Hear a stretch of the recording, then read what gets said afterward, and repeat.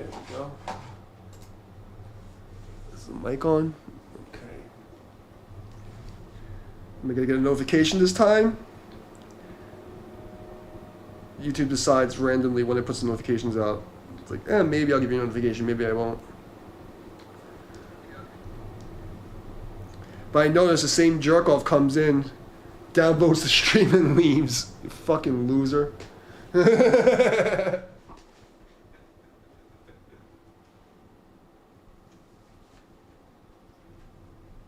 these people were as committed to anything in life as they are to hating me, they might do something with themselves. They might actually be somebody.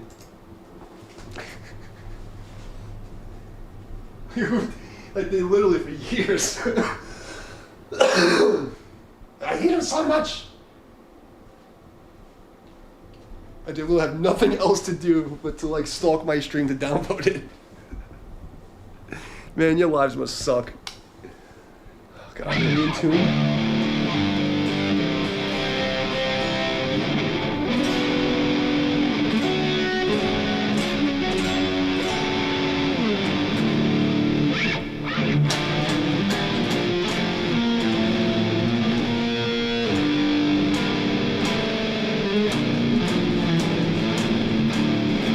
Sounds in tune to me. Good enough.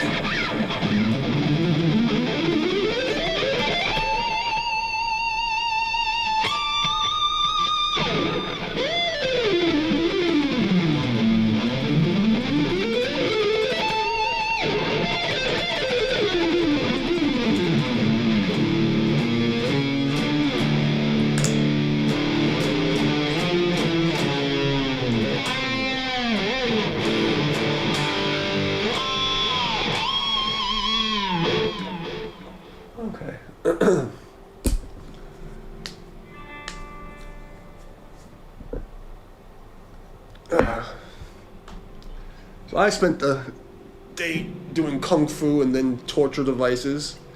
This spiky plastic thing that one of my students bought me. It's like an evil twist between like Swedish and some like little Asian lady with like really hard knuckles like digging into your body. It's terrible.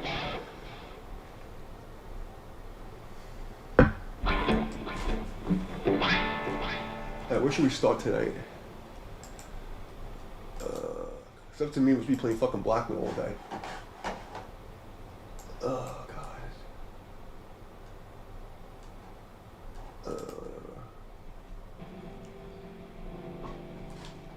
Let's try. Oh. It's not here.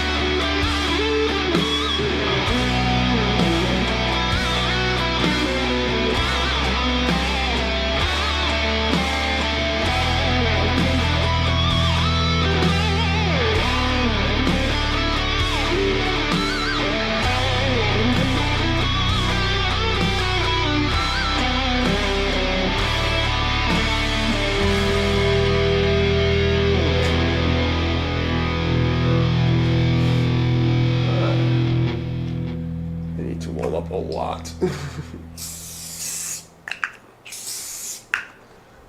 What is next? Come on, Jam Roulette, give me something good.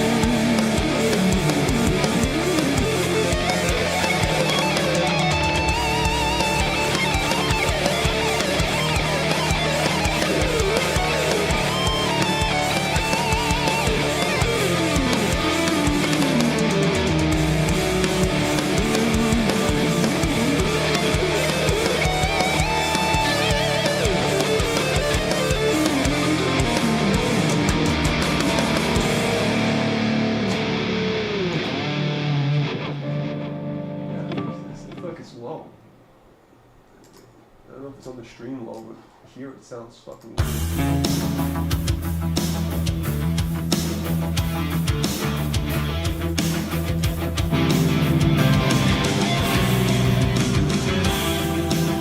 What the fuck is this? Dark Streets, hard rock. The dark streets.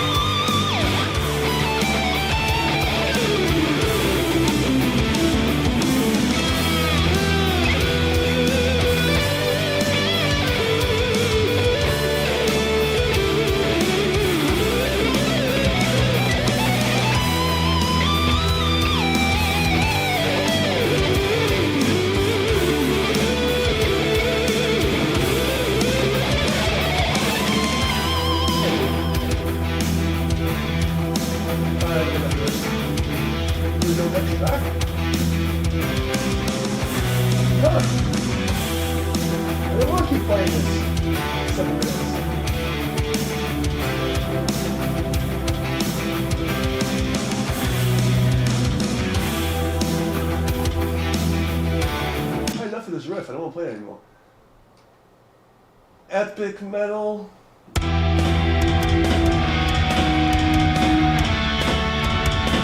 That does not sound epic. It sounds like mini.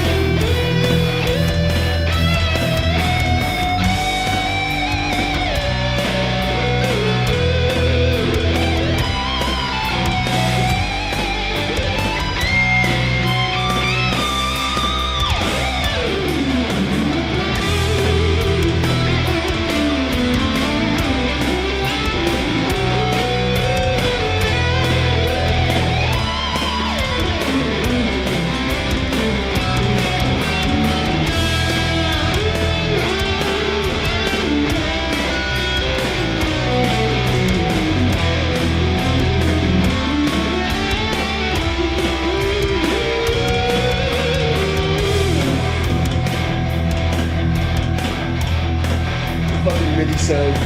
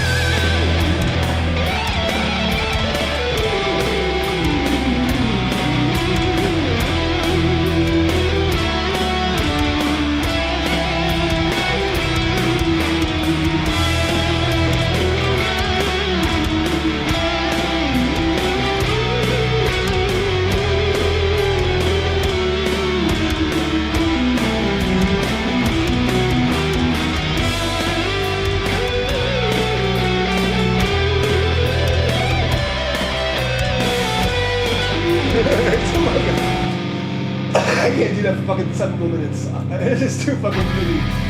It's too much MIDI for me.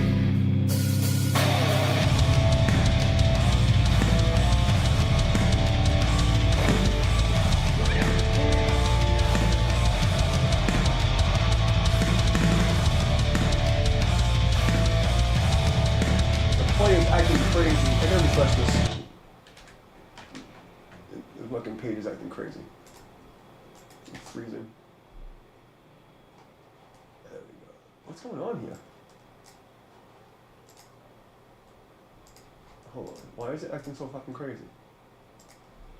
Can you not refresh the fucking page? It's like, it's tripping out. Okay, let's try that again.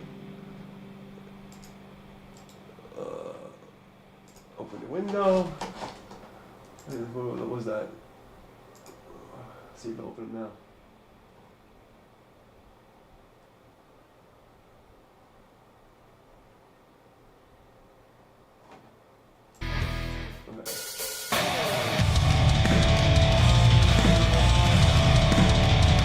D minor metalcore. Okay.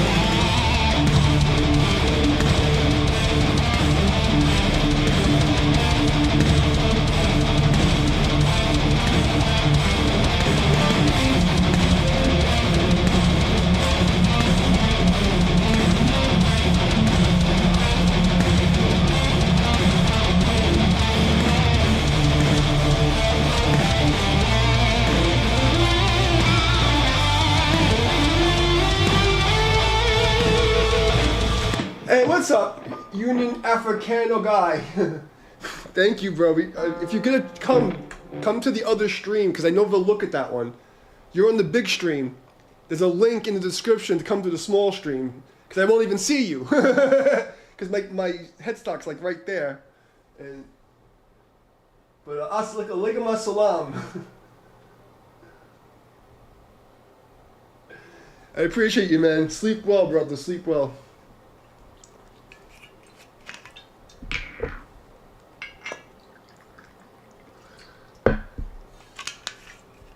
I'll continue to play the haram drunken metal on Saturday.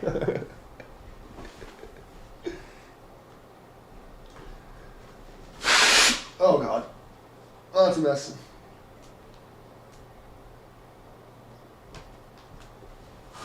Don't look at me.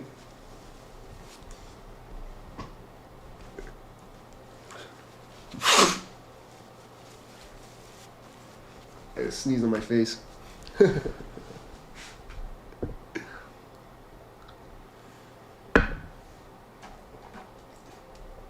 feel like it's so, like, it doesn't sound right today.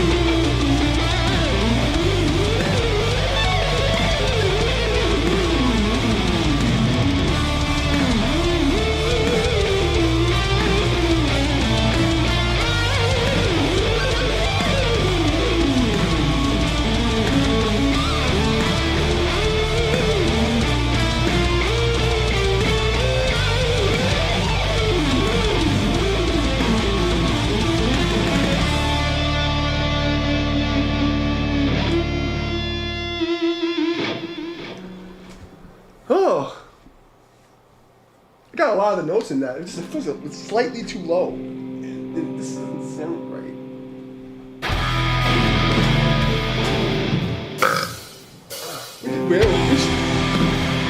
We started the stream with that. I'm not tripping.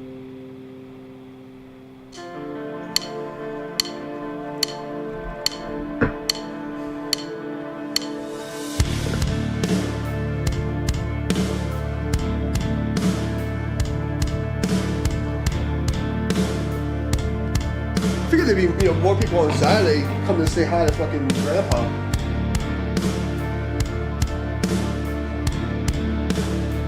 Oh, that feels so good stretching like this. Oh God. Oh.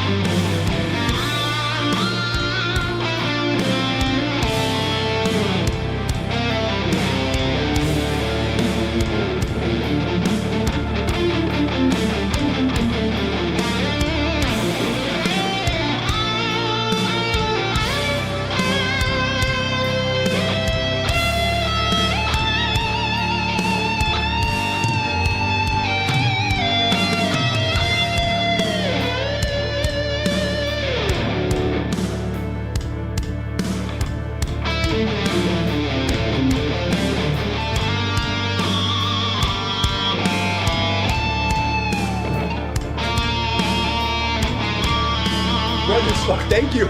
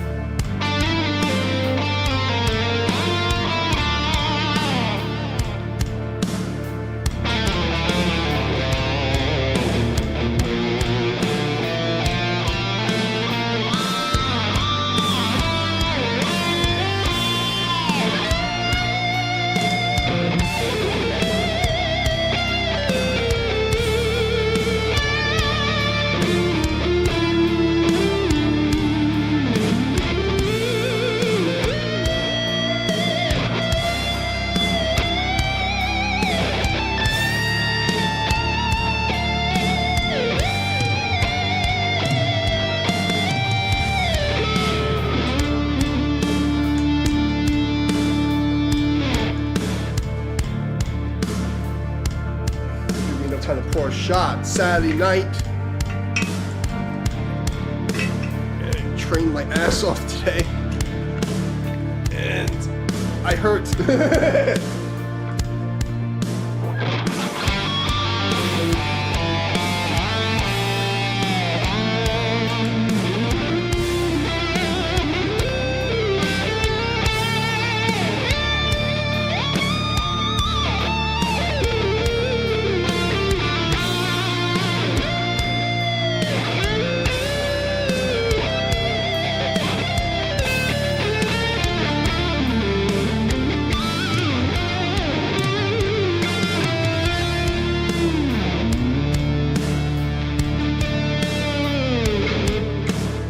Dolphin sounds.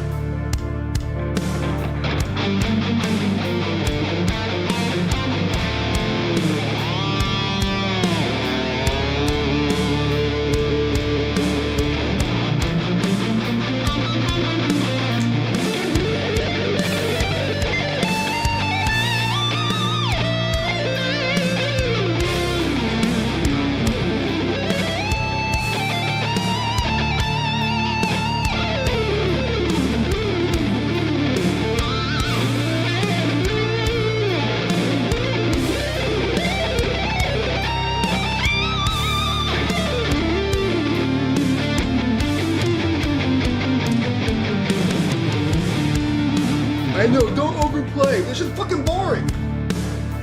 How long can I go fucking like fuck? That's 10 minutes of this shit, I'm done. Saturday night, I wanna fucking feel amped. What's the next thing?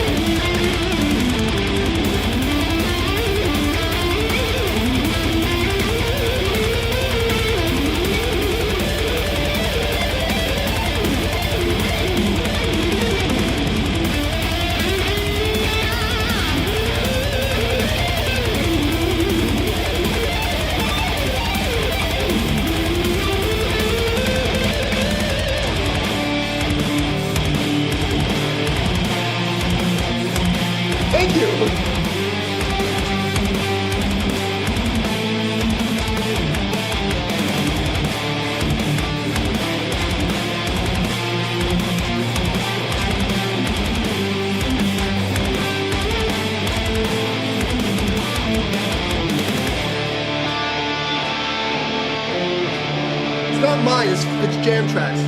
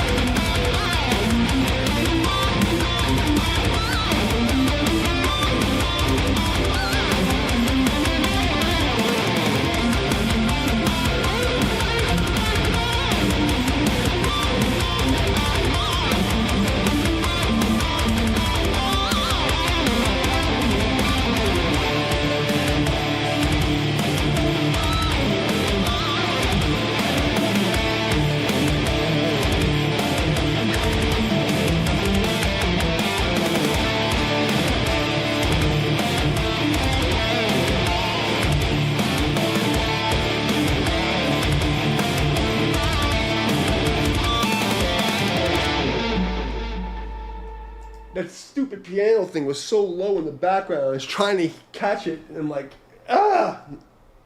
But it's late. I don't want to get in trouble by blasting the guitar, so it's kind of hard for me to hear. I mean, it's probably loud in the stream, but for me, it's kind of low. Is guitar electric or Baja? Or bass? Oh, no. You mean, it's electric guitar. Yeah, electric guitar. See, if I take the distortion off.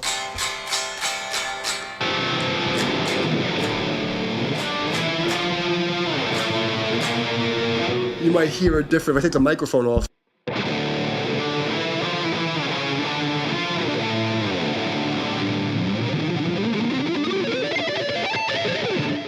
Then if I do like this, the same thing. It's electric. See what's next. What's that? Unleash the Fury. Oh, okay. Wait. See this? I haven't seen that one before. What's this?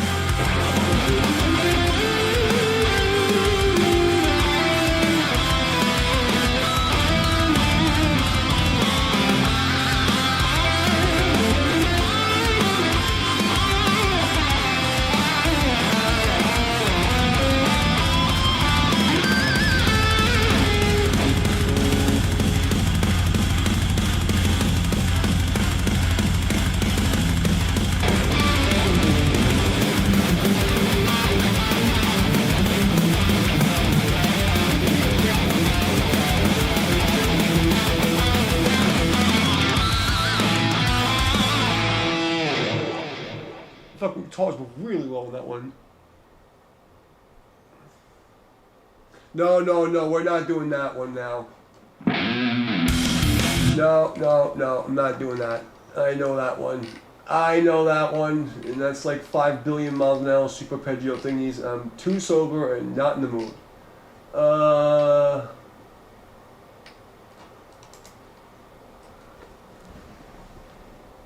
Okay. Unless anybody wants to see me do fucking sweeps at 250 BPM, I mean, like, if anybody around wants to see that, I'll do it. But that's like all the jam tracks that comes up, that's like the fucking hardest one. And my autism, I can't not just do fucking sweeps for fucking 8 minutes. It just, my fucking autism kicks in. Emotional, modern, progressive, metal, Phrygian in G.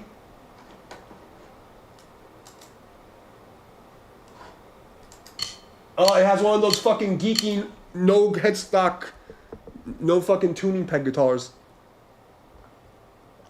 Fucking headless guitar bullshit.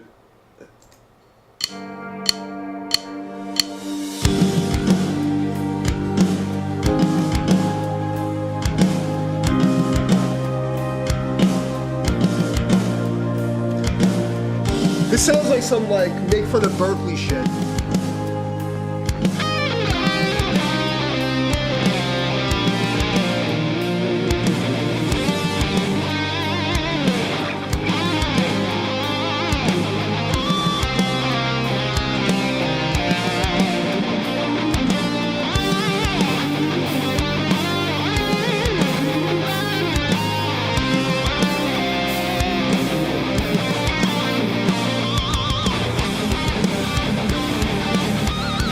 Thank you.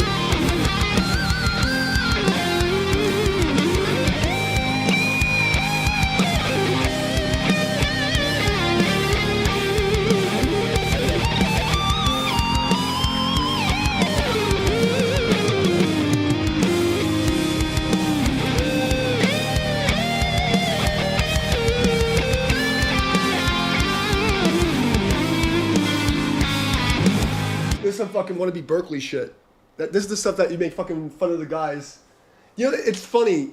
And good night, my man. Thank you for chilling. But like, I just be getting inundated on my TikTok with like these like make fun of Berkeley videos of like how bad Berkeley is. Like all these like, just like, I don't know. I hate like it looks like a whole bunch of like Midwestern white kids on psychiatric medication, and like all these like professors are like not that good. And then there's like people making fun of the whole time. Then there's just like one or two kids that are coming up, and they're like showing their time at Berkeley, and like they're like, there's one kid with this big fucking thing coming out of his nose, and he just sits like this all day, like doing like jazz runs that make no sense. And I'm like, I really can't tell if it's a troll video or not. And it's fucking because my teachers were from Berkeley 30 years ago, and they were fucking nasty. Like, they were good. Like, in the 90s, Berkeley was a shit. Like, it was really good. Everybody was good. But this just reminds me of TikTok. This reminds me of all the fucking TikTok people. Let's find something else. I don't want to do this.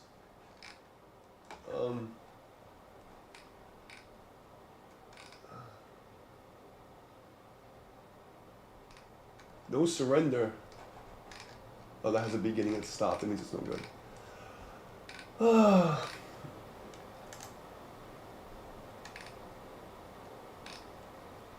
I had some good little moments here. How long is this track?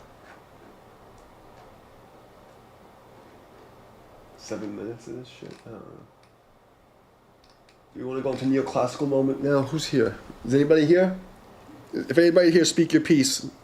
Otherwise, I'm going to put my guitar down and wait for somebody to say that they're here. 'Cause it's Saturday. I got, how long have I been on? I got practice in, so I can stop right now and be happy. My whole goal is just to make sure my fingers and my ears are working. Just in case I decide to do something with music. But if anybody's here, speak your piece now before I decide to get up and go fart or something. I'm gonna stretch at least. So what time is it? Like, I'll stay until at least 11. But I'm gonna stretch first. I'm not gonna hurt myself if no one's chatting at least.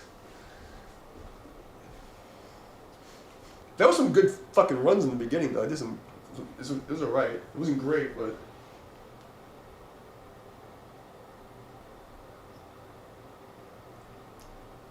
What I've learned is that like, the stuff that you don't like as a musician, people like. Like when you think you completely suck, people some reason like it. I remember like my first album, the track that everybody loved the most, the fucking band hated it. But everyone loved it. I don't know why. I don't know, but everyone loved that fucking track. And it's like, we hated playing it.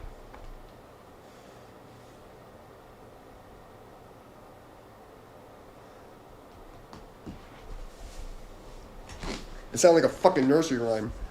For some reason, everybody loved that fucking shit. How did it go?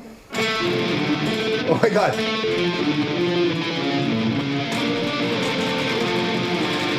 Some shit like that. I just want to play fucking grindcore and slam shit, but I'm gonna do at least 2 more stupid solos so I can feel like I exercised. If anybody's here, give a suggestion. Otherwise, I'm just gonna find some crap.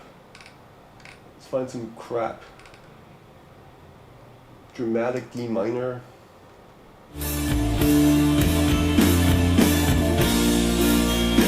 The black metal. That's what I want to do.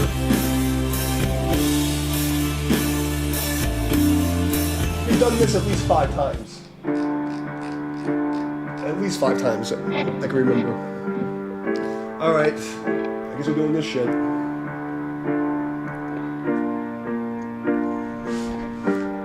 I could sound like 80s guys.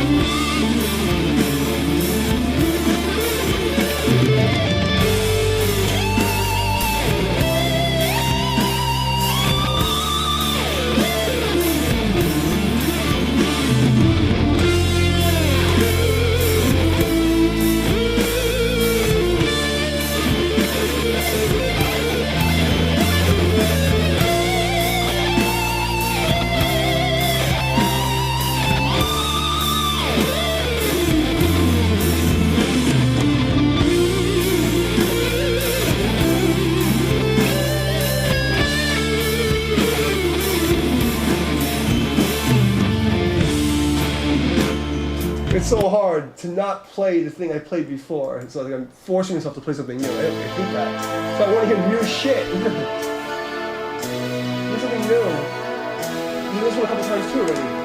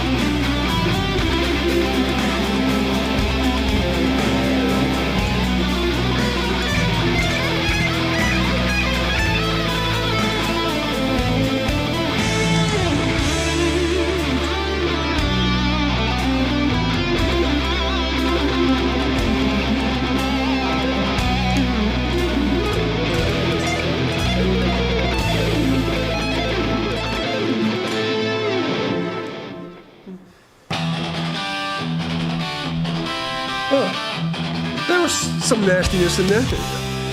It's acceptable nastiness. Yeah. Yeah, oh, yeah.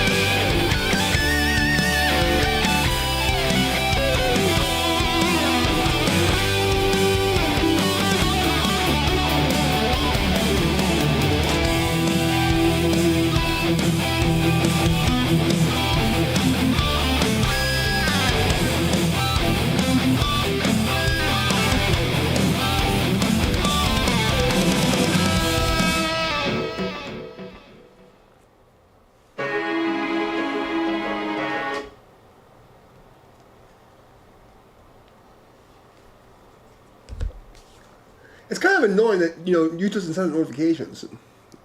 You know? I hope that my 10 years of streaming, after they threatened me on their stream and said, he's never going to make it, we have people that work at YouTube, and we're going to ruin his life. I hope I have enough evidence that they've been fucking with my channel.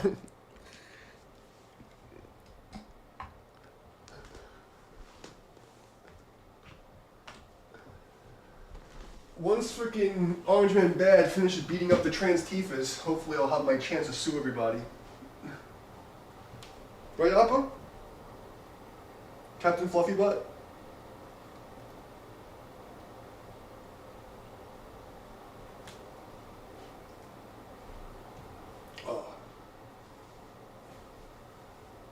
Oh, that was a good crack. Oh.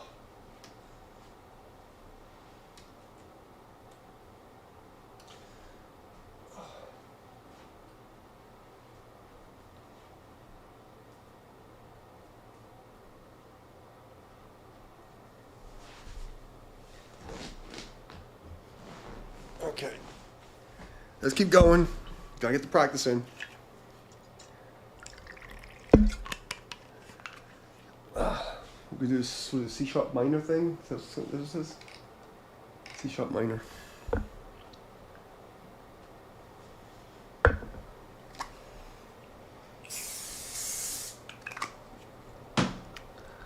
We've done this a bunch of times. I like this one.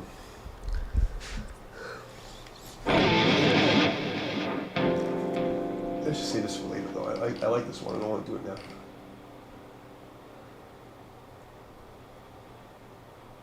When are we gonna die? Well, it depends. It's the one thing that's guaranteed. We're all gonna die eventually. Well, everybody's dying slowly since we popped out of our mom's hole. You know, but I can tell you one thing. There are like some, would you call it the Matrix? Call it God. There's a force outside of here. If it ain't your time to go, it ain't your time to go. I can tell you, I should not be here. There's been times, I mean, from being a jerk-off kid to working security to fucking just having happenstance sickness, I'm not allowed to die until fucking they're done with me. So,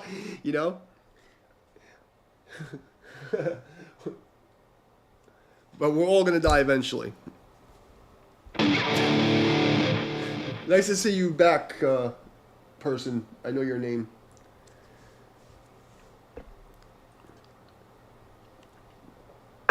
The reason why I'm such a, what do they call it, a polymath?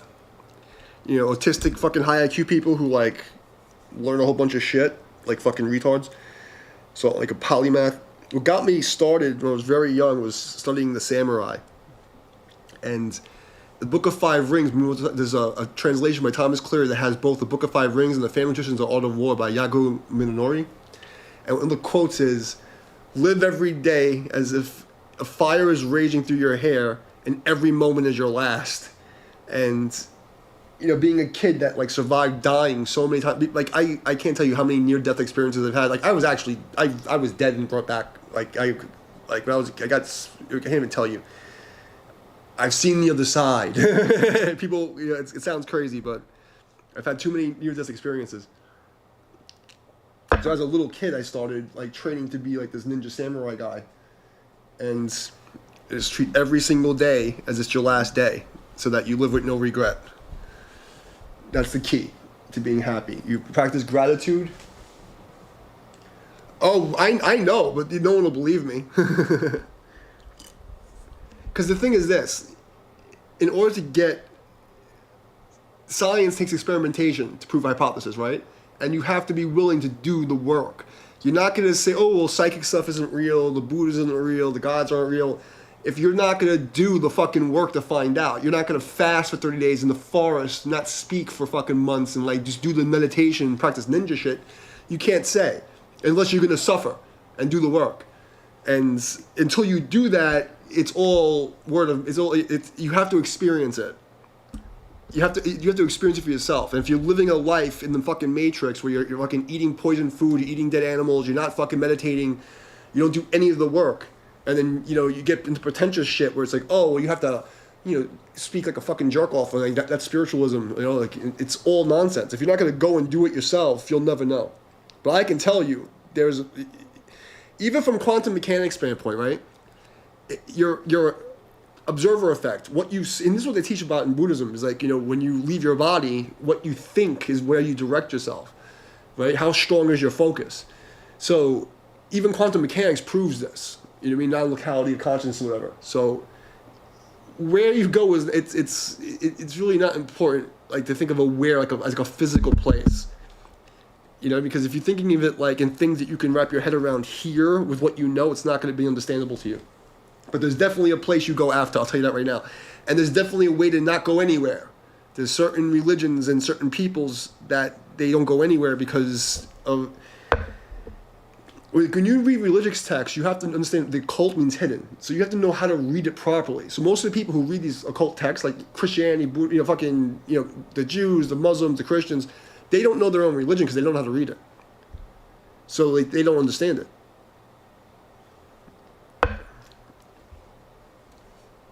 But I can tell you that there is... and you know what? If you don't believe in God, you can believe in fucking evil. Because you can see that evil's all over the world. The people that run this fucking place are pure evil. They worship fucking demons and sacrifices. Mass ritual sacrifices. What do you think these wars are? It's mass ritual sacrifice. So if you don't believe in God, believe in the devil. Because that shit's real. And I can tell you, part of the reason why I'm where I am now is because I wouldn't sell my fucking soul and fucking kiss ass to the fucking Illuminati bukkake. So, believe what you want to believe. But we're going somewhere. We're going somewhere, you know? And there's a lot of people who remember their past lives. I remember my past lives. Like, you know, I was a fucking little baby. I remember things that I shouldn't know, you know? My whole life. You're crazy. I'm like, well, me and 500,000 fucking other people are crazy too, right? At least now it's like there's science to back up a lot of what people are saying. If you understand spirituality as a metaphor for quantum physics, and you think of everything as a metaphor, then you'll understand it. But if if you were to think, oh, there's an old white guy in the sky watching you poop, you're a fucking child, you know? But you're definitely going somewhere, I promise you. And one thing I will tell you, the one thing that matters the most is your free will choice. And that's why the fucking demons over here, these people that run the fucking place, the Illuminati bukkake, whatever you want to call them, they all want to fuck with your fucking choice. They all want to make you do fucked up shit. They all want to pervert reality and get you to go away from anything nature. Upside down and backwards. Take nature and make it inside out. So that's all you need to know. Whether you believe in whatever fucking God you believe, you know, like, step out of it like you're an alien and see the whole fucking field. And you could see there's something fucking wrong. And you're definitely going somewhere after you die, because a whole fucking life is trying to make sure you have time to think about it, and you make a whole bunch of fucked up choices that fuck up your way out.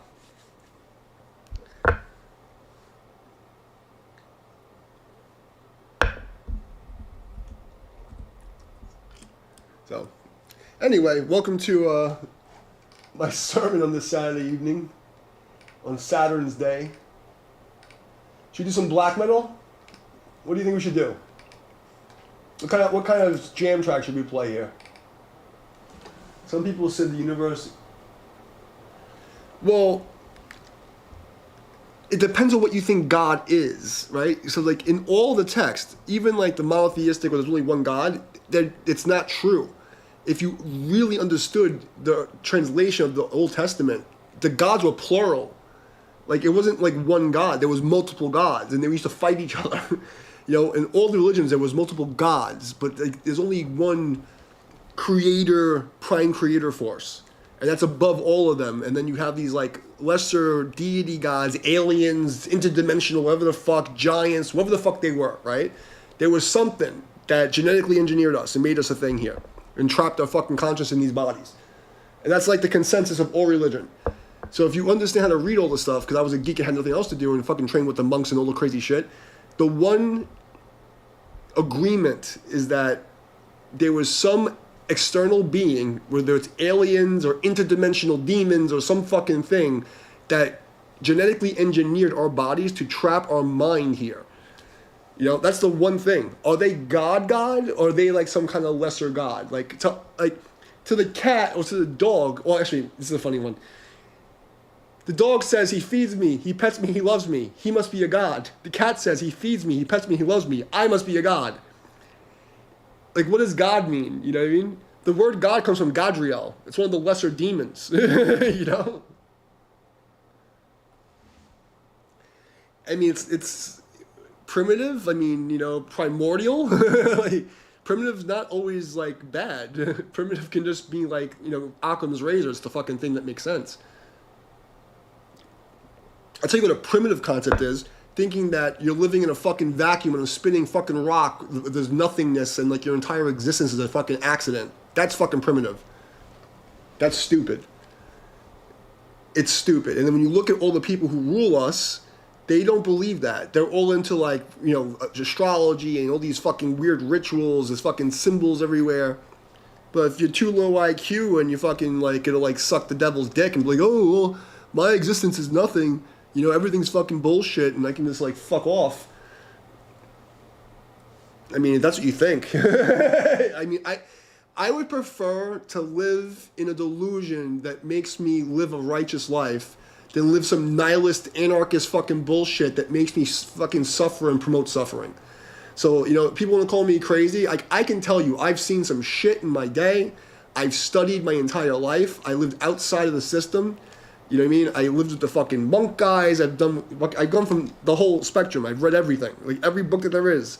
I've seen the entire spectrum. I can tell you there's some shit going on.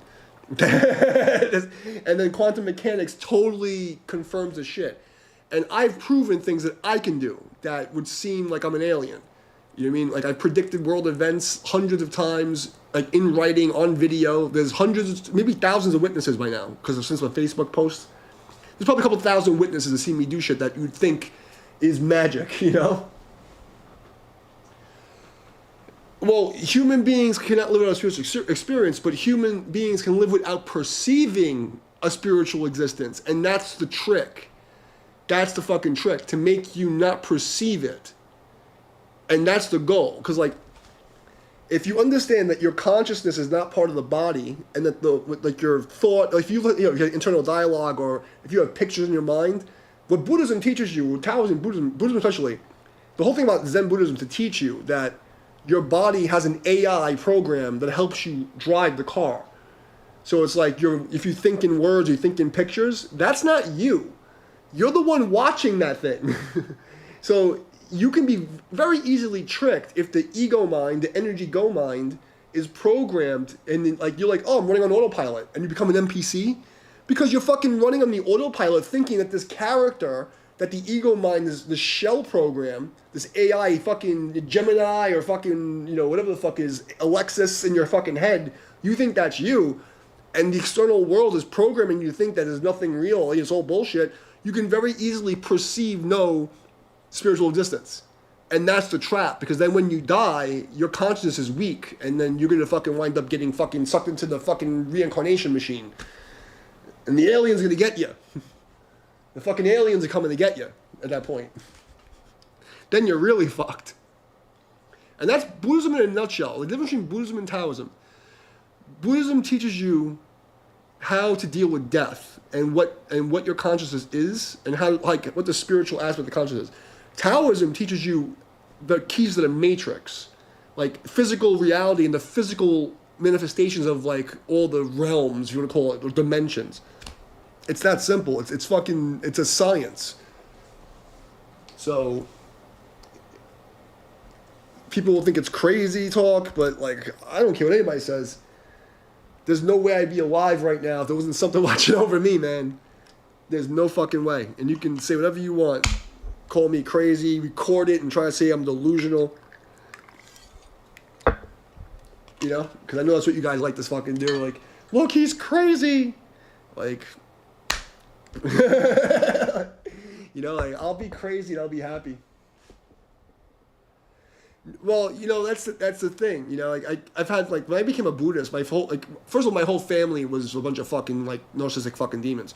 But when I went full trainer fucking ninja mode, I went hardcore, and I went and took the Buddhist refuge. I was gonna become a fucking ninja warrior monk, and that was everyone went full demon on me. It was crazy, and you'd be surprised when you do the right thing, or when you're telling the truth. The man who speaks the truth too much speaks the truth to himself, speaks the truth alone.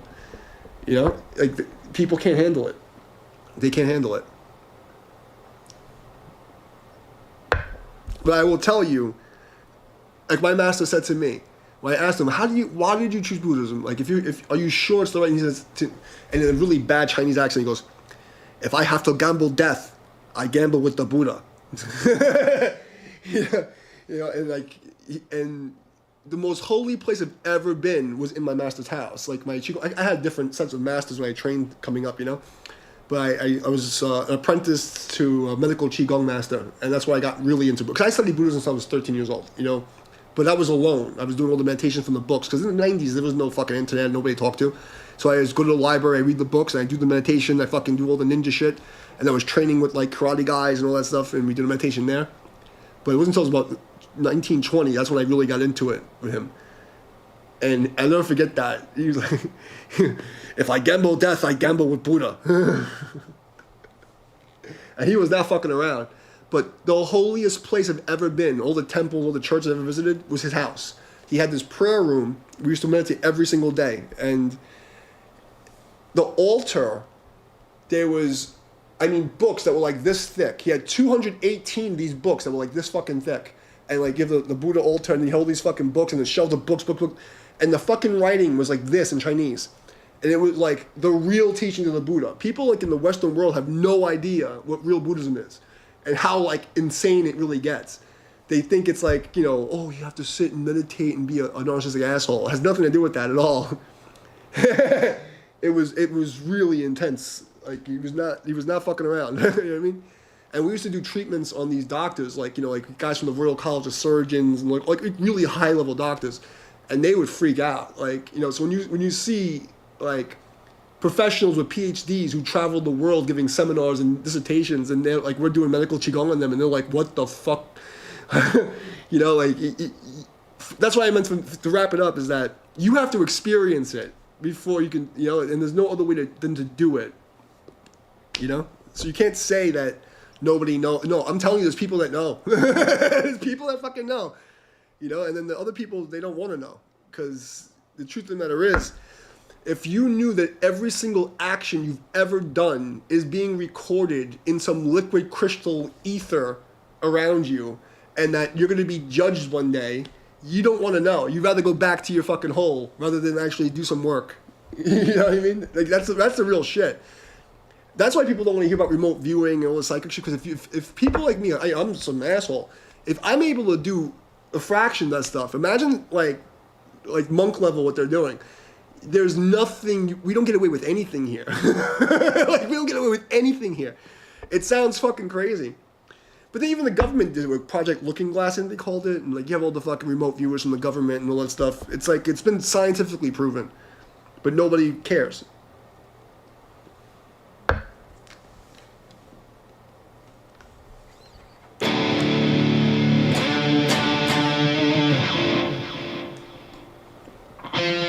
Let's fix this.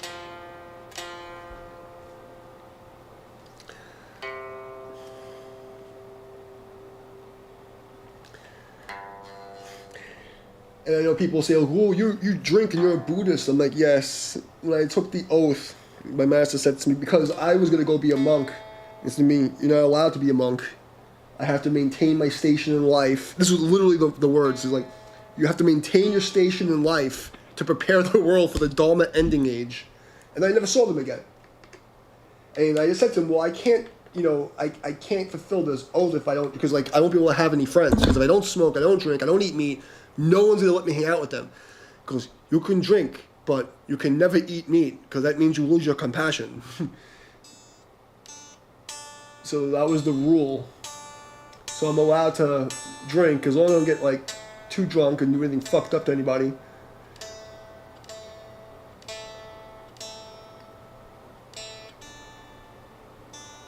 And also, I don't take any medications or anything like that. So coming on the stream and having a little fucking break from being a ninja fucking goon that nobody actually understands, it's fun.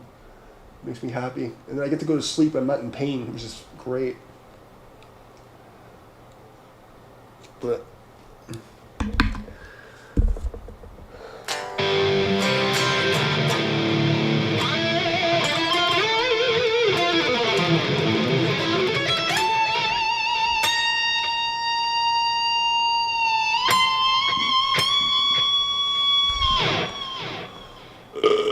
okay, is there anything you want to hear? Or do you want to talk more about philosophy and ninja shit? It's all good to me. That's why I'm here.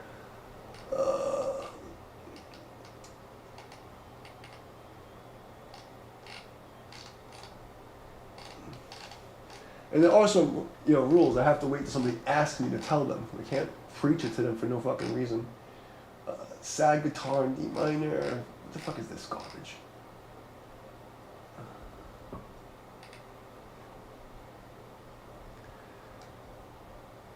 Harmonic minor scale. We can do that. Phrygian dominant. Let's find some neoclassical jam in A minor. Let's try this one.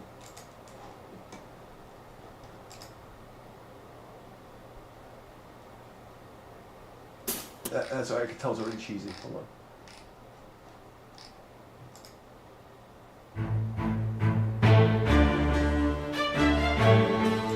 Okay.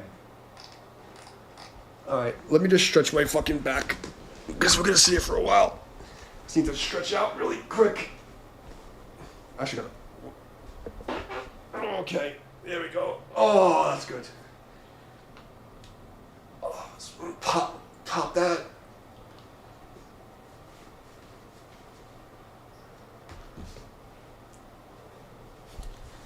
We did this one yesterday or the day before. I like this one. It's like some kind of classical box sounding thing. And then we'll go to some neoclassical shit for some harmonic minor. This is, what is this? D minor?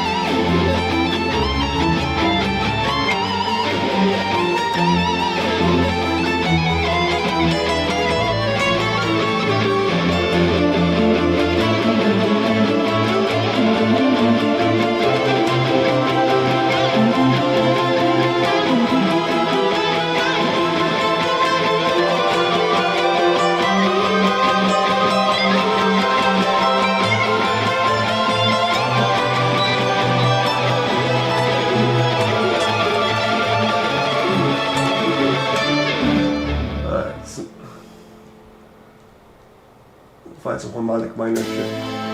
Oh, this is gonna be easy. This is harmonic minor all over the fucking place.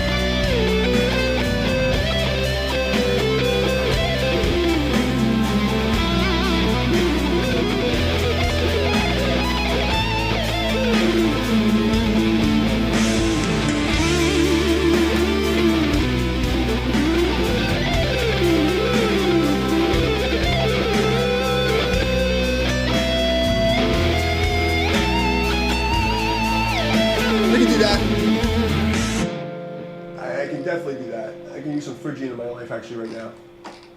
That's a good idea, actually. That's a good idea.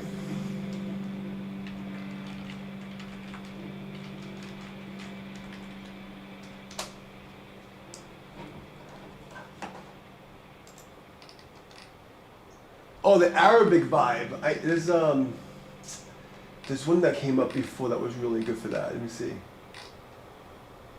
Hold on. I think I'll know the fucking. It's like an ethnic. No, there's one that was really. No. I want to find this one. There was actually a really good one. That was just like that. It had like this fucking like like riding a camel. I want to find that one. Fuck. What was it called? It was like ethnic bathing track or something like that.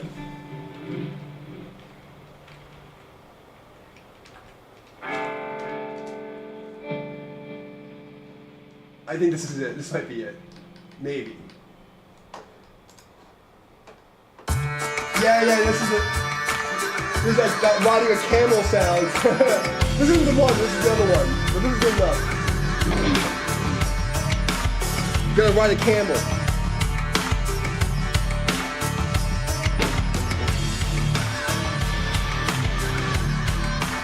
This isn't what I wanted, but it's close enough.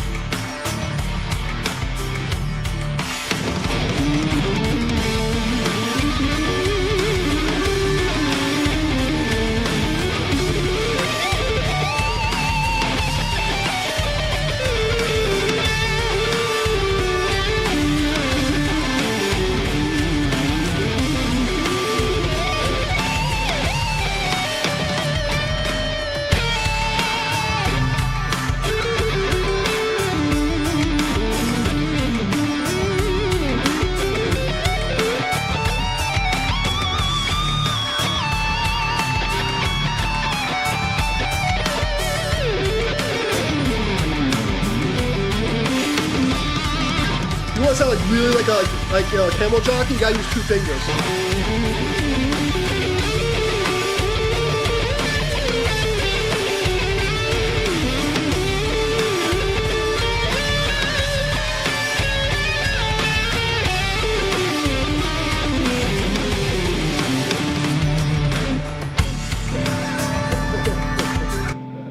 My buddy used to play sitar, and he played sitar on the Typo Negative album.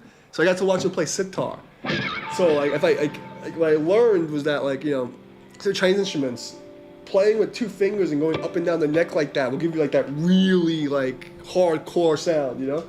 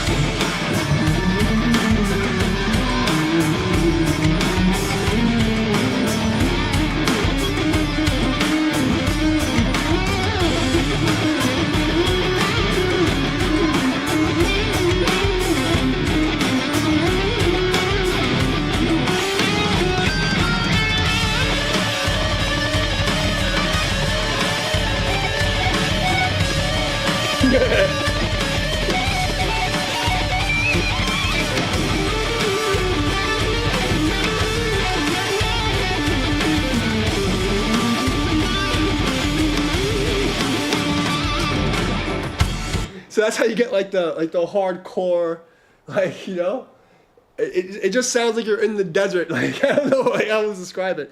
I'm not trying to diss it. I'm actually trying to get to the ethnic point, you know. But Paul Bento, his name was, and that's where I got that idea from watching him play sitar. He goes, you know.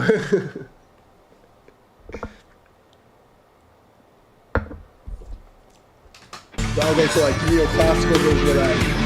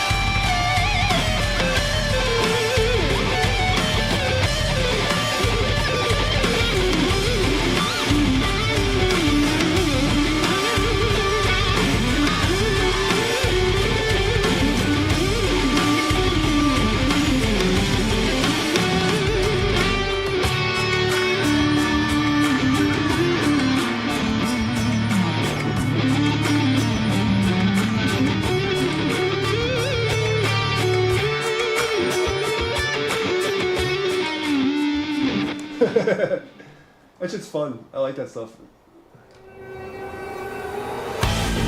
What's this?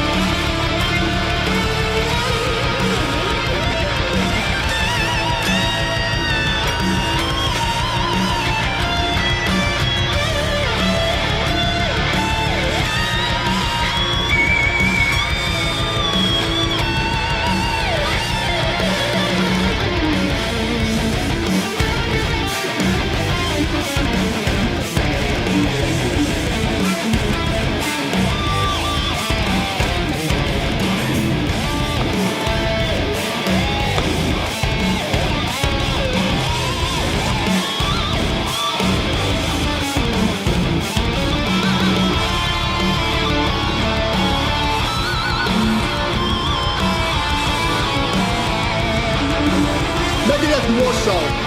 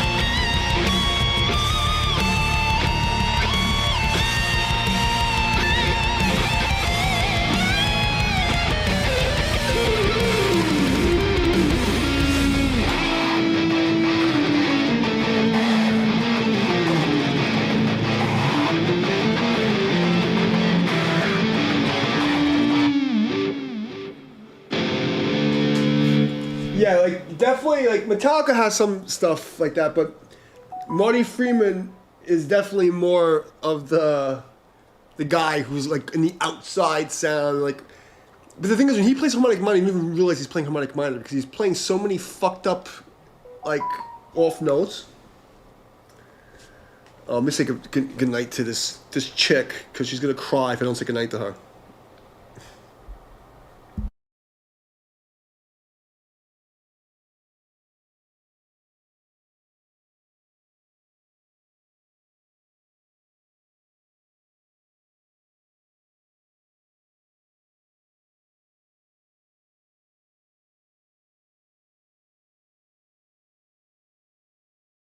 Okay. All right. So anyway, did I miss anything? Okay, yeah.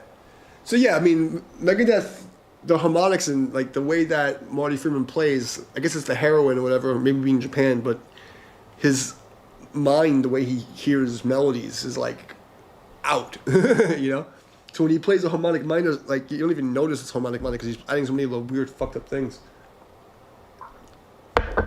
And Metallica is weird because they use a lot of chromatic stuff, so it's like sometimes is it really harmonic minor or is there some like fucked up blues thing? Most of Metallica is just fucking plagiarized. Like Metallica robbed so many people, and people don't even know. There's a Russian guy who did a 3-part documentary on how much of Metallica's catalog is stolen from like lesser bands, and I fucking hate those guys because, you know, it was Obama fucked us, and then when Lars Ulrich testified at fucking Napster, I watched my career and everybody else's career get fucking shitted on. It's because of that why Spotify is able to fucking give us a fucking 0.00001 cent. It's because of fucking Metallica. And, you know, I was there. I saw it happen. You know, and people don't know the story, so I really don't like Metallica. Like, me and Metallica are not friends, you know? I have no respect for them.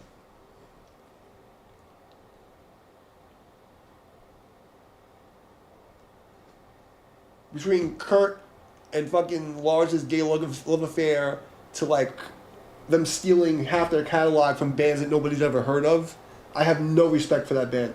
After Master of Puppets, everything's shit. That's how I feel about Metallica.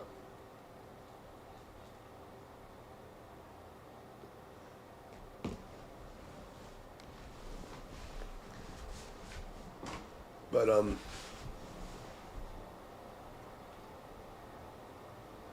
playful sexual harms.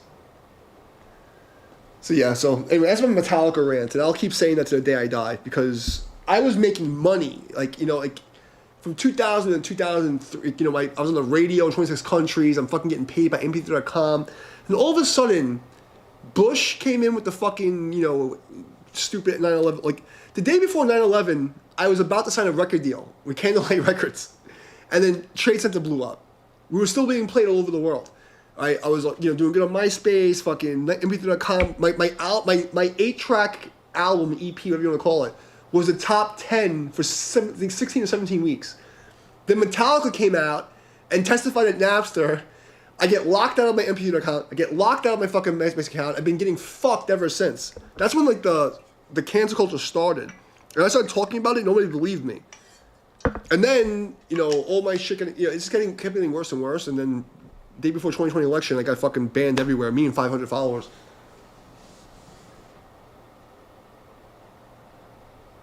So I was 13 miles away. So here's my 9/11 story, Crazy Tay. What's up, bro? I'm gonna tell you my 9/11 story. Ready for this? So on 9/10, so a month before we were on the cover of Terrorizer magazine with fucking like all these famous bands. I'm being played in the radio in 26 countries. I have fucking students all over the world on Yahoo, from fucking India, Pakistan, Japan, all these fucking. It's like I was all over the world, okay? And I was a leader of a hacking group, a white hat hacking group. I met this guy in IRC who just happened to be, like, I think it was like the the co-owner of Candlelight Records. I'm on the phone with this guy on 9/10 for like 8 hours. He heard our CD. He was like, yo, I'm going to sign you. I'm going to get you signed just because you're cool, okay? We worked out a deal. Everything was fucking on the, like, so me and my drummer, the first time I've ever, and the last time I ever drank absinthe, okay? It was real, and because it was illegal, so we had like imported, smuggled absinthe from France. And my drummer was from Lafayette, so he knew how to do it with the sugar cubes and the whole thing. So we had like a celebration because we were about to fucking, we just made it. We played all the fucking cool shows. We were opening for huge bands. We were like the shit. And we drank the absinthe, and I remember like I started feeling weird. I'm like, I have a really bad feeling. Something bad's about to happen. And then I passed out. And then one of my students who was in my band, who was an ex-Navy medevac guy, my phone rings. Ring, ring, ring, ring. I wake up, I'm like, yo, what the fuck? I pick up the phone. D! The Hajis are invading, bro! Get ready! Get everybody together! The Hajis are invading! I'm like, what the fuck are you talking about? The Hajis are invading, bro. This ain't fucking Afghanistan. What the fuck are you talking about? No, bro. This is for real, bro. I'm not trolling you, bro. The fucking Hajis are invading, bro. Look out your window. And I look out my window, and it's snowing. I'm like, what the why is it snowing? And I go outside, and it's burnt paper. I'm 13 miles away from the train center, right? There's fucking burning paper flying down on my face. I'm like, what the fuck is happening? And then I found out, I put the TV on, the first train center went down. Then the second one went down. So I was teaching at a karate school in Sheepshead Bay. And I had mad connections, so I called every gangster, every fucking like metalhead, every goon. Within 25 minutes, I had about 35 guys. I went to the karate school. We opened the weapons closet. I have an army of 35 goons with fucking swords and nunchucks and guns and all kinds of crazy shit. And we're all assembled, ready to go to war, because we thought we were getting invaded, bro. Like, that was my 9/11 story. The school I was at is right near Kings Highway, the train station on Kings Highway. And I literally had an army assembled in 25 minutes. And we fucking wound up. So after that, we linked up this other crew. So we wound up, we were rolling almost 100 deep within an hour, ready to go to war, because we thought we were actually getting invaded, because my boy called me.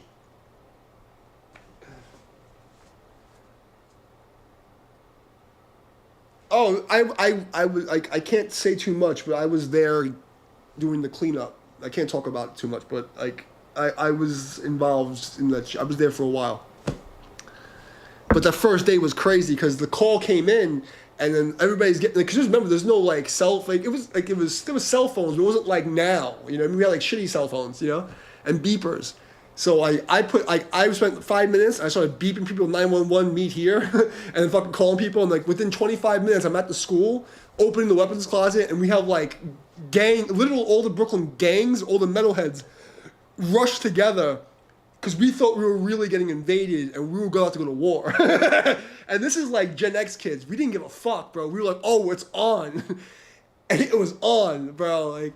And within like 2 hours, like the first hour, there was at least 90 of us. And like by like 2-3 hours later, there was like almost 150, 200 guys ready to go to war. Like we were down. Like we were fucking ready, bro. Well, I can't talk about what I was doing because like I can't say that. But I can tell you all the other stuff. Like that shit, it's come on. Like that building was boomed from the inside. Like, nowhere in history, because there used to be a website that was taken down called was it? There was a German scientist for 9/11 Truth or some shit. There was a website with all these like international scientists that were doing like all these like theorems explaining like steel can't melt, the fucking this and that, blah blah blah. Like, then there was like using some kind of like Photoshop in the video. The planes weren't the same. All the reports from the fire department were like there were bombs in there. A lot of weird stuff, you know. And I was at the place. I saw the things. There was no fucking way that was a plane, because it's no. And here's another thing, and I don't give a fuck. I'm gonna tell you the real truth, okay? I was a tech, and I wound up working government contracts, and I was at the Pentagon right before that. I used to work there, okay? I was in Alexandria, stationed there for a while, and I can tell you that. Let's just say I passed the Pentagon a lot, okay? I'm not gonna say if I was there or not, but I used to pass that place all the time, and when that plane came in, there's a fucking highway. It's not possible. And I can tell you is that guys that I trained told me that when they were there, they showed them a video and it was a rocket, and they said, we're going to war. So like, I can't say too much more than that, but I can tell you this video and the reason I'm telling you this, because I know that there's video now on TikTok and other places showing the rocket and showing the angle that I used to drive past, that you could see this, like, you can see it. It's not a plane, and it's not, none of that's real. And I'm going to say, because like there's other people saying it, I'm not saying anything that nobody else is saying. You know what I mean? But I can tell you that the whole thing is bullshit.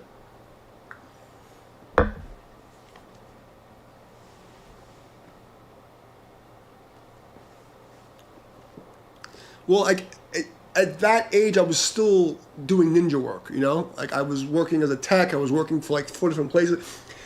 I used to fly across the country, and I would work for a week, and I would come back just for band practice. And like, I couldn't tell people who I was.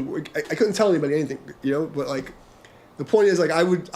The people in my band will confirm this. Why I'm like trying to be careful, but there's things that people will confirm. I was teaching karate, and I had a school there. But during the week, I would fly across the country to do like computer work, And I was stationed in Alexandria for like 8 months. So I can tell you what it looks like, because I was there. I was there right before it happened. Maybe like, is it 99, 2000, and then 2001? I was there right before it happened. That's all you need to know. And here's another fucking story. You can confirm what I'm telling you. So my team, we went out to drink, and I was still a minor, and I had fake ID from the 61st precinct, okay? So that's how long I was being a ninja. And so we go to drink in D.C., and there's this club, I don't know if it's still there. This is going back to like 99, 2000, and it was called Camelot. And it was where all the politicians used to go. And I'm like, the fucking hottest fucking whores you've ever seen, like the hottest strippers in the world worked this place, okay? The only place I've ever seen hotter girls was in Montreal. That was the only place I've ever seen hotter, like per capita, in one place. They had like the best strippers ever. And anyway, so I had this fake ID. I had my government, I had another ID with different names, right? And I get in, and then we're upstairs in the second floor in the back room. Or it's not the back room, it was like a back cove. And I mean, these girls were fucking hot, bro. So they come up to my team and like, oh yeah, but, and like this is one, like these 2 blonde girls, and they were like make believe they were bi, whatever, or maybe they were bi. But I remember like we were sitting in the back, and we're all wearing suits, because we're like, being professional. And these girls come up to me and the crew, and they're like, oh, blah, blah, blah, and they're trying to like, work the table. And then it was like one ditzy one and one really smart one. They're both blonde and both fucking smoking hot. I mean, hot, bro. And they look at me and they go, hey, wait a second, do I know you from somewhere? And I'm like, I looked at her and I laughed in the face. I'm like, fuck out of here. Like, She goes, no. So the smart one, like, do I know you? I'm like, get the fuck out of here. And the stupid one, the ditzy one, chewing gum, like a real bimbo. She's like, no, really, like, I know I've seen you before. And I'm like, All right, you got me. I'm the white Power Ranger. And they go like, oh my God, you're the white Power Ranger? Oh my fucking God, I knew it. I knew it was you. So I got free drinks, free lap dances the whole fucking night because they thought I was the white Power Ranger, bro. They made this shit up. And it's a half truth because I did audition to be the white Power Ranger. It was like a New York audition. I did the first and I didn't make the second thing. So it was like a half a lie. Oh, forget the street, bro. The whole fucking thing's fucked. And building 7's fucked. The whole situation's fucked. But, like, you know, you gotta be careful what we talk about. All I can tell you is that the things that run this place, you know, everything's scripted. And how part of the reason I predict so many, I don't know if you watch my predictional stuff, like the War Angel streams and things I put out, but I predicted world events many, many times. Half of it's remote viewing, psychic shit. The other half is just, you know, pattern recognition and knowing, like, how they operate. And, you know, I can tell you, they always use astrological alignments, like the Charlie Kirk thing. Doesn't matter who did it. They killed him on a specific day. Look where the moon was. You know, it sounds crazy, but all these things are scripted. You know, and because you can't do a blood sacrifice if it's not at the right time. It doesn't matter if you believe in demons and God. These people believe that shit. And because they believe it, you could predict what they're going to do. What did he say? The U.S.-Iraq war? You mean like Desert Storm? Because when Desert Storm was going on, when it was maybe just finishing, I was in the Guardian Angels patrolling Times Square. Because I remember I was training guys that came back that were fighting Desert Storm, just came out of rotation. So I was probably like between 13 and 15, I guess. I think. It's a long time ago. I can't remember. But I can tell you that I was patrolling Times Square, because I was also a big kid and I knew how to fight. I already training half my life, so I lied. Because I always had fake ID, so I went to the Guardian Angels. They thought I was 16. I was like 13 or 14. You know what I mean? And I was already fighting adults, so I was on squads with guys that were like legit came out of Desert Storm. So I don't remember exactly the year. So 93. I guess 91, 93. What the fuck was that? It's a long time ago, man. But I was probably between 12 and 16. You know, but I can tell you because I was patrolling Times Square, taking down crack dealers as a kid with guys that just came back from Desert Storm. So. And you know what's funny? I have proof.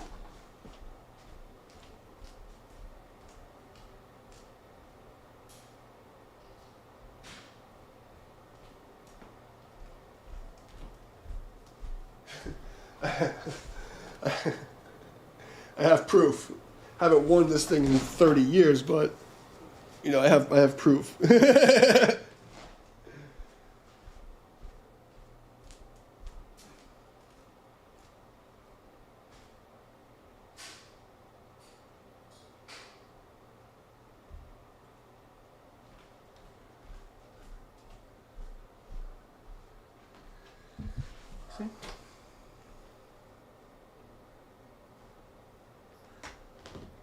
That war was bullshit.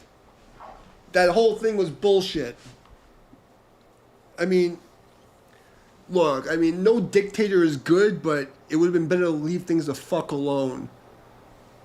You know, like, because, like, look, like, all the dictators are bad, but what they did, the reason they did that is because of what Iraq used to be thousands of years ago, to steal artifacts and fucking break things. That's the real reason. We can't talk about that.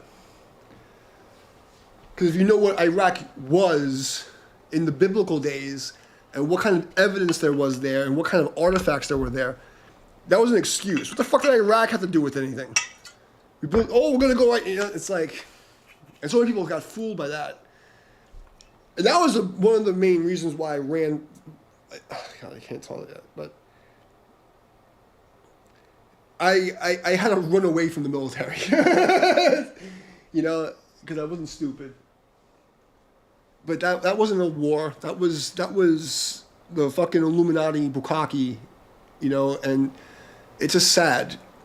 And it's sad because there's so many, at least like in the old days, guys got into the military, there was still an honor code and they thought they were doing something good. They didn't know any better. They didn't know.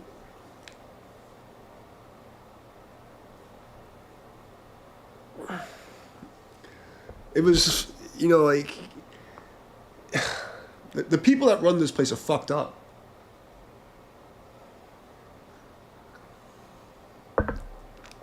Not America, I mean the world. You know? They call themselves Christians, Muslims, and Jews, that they're not. They're not. They say they're Jewish, they're not. The people that, like, you know, that do these fucking crazy things, they're not real. Like, you see the Hasidic people, they're fucking fighting the fucking Israeli government. You know? Like, Bush and all these fucking people are evil as fuck, man. They worship the devil's dick. The whole fucking situation was fucked. You know, I can't say that, like, I'm not going to say that Saddam and his fucking kids were fucking great people. They were fucking evil. But we had no business going over there. At all. No fucking business over there. It's a disgrace. It's a fucking disgrace. And we all know who really did it. We can't talk about it, but we all know who really did it. It's obvious.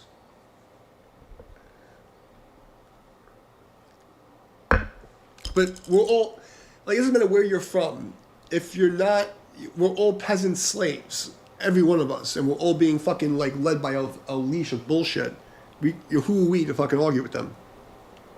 What are we going to do? Like, right now, you have fucking people, like, there's American mercenaries in Ukraine. Ukraine has literal Nazis. And people are fighting Russia alongside of fucking actual Nazis. The Azov battalions are fucking Nazis.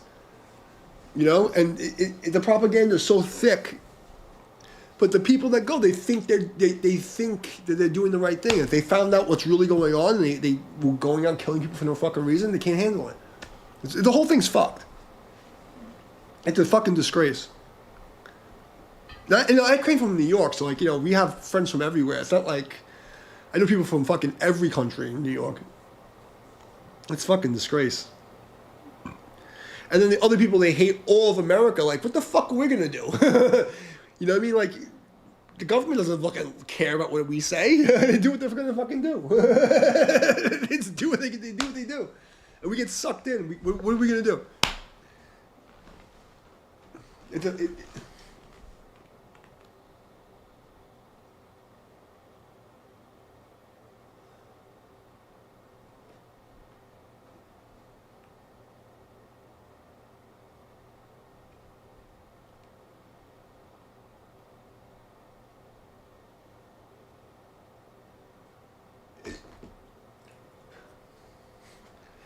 And it's like, you know, it forces us to have like because like in one hand, without America, there'd be no freedom in the world.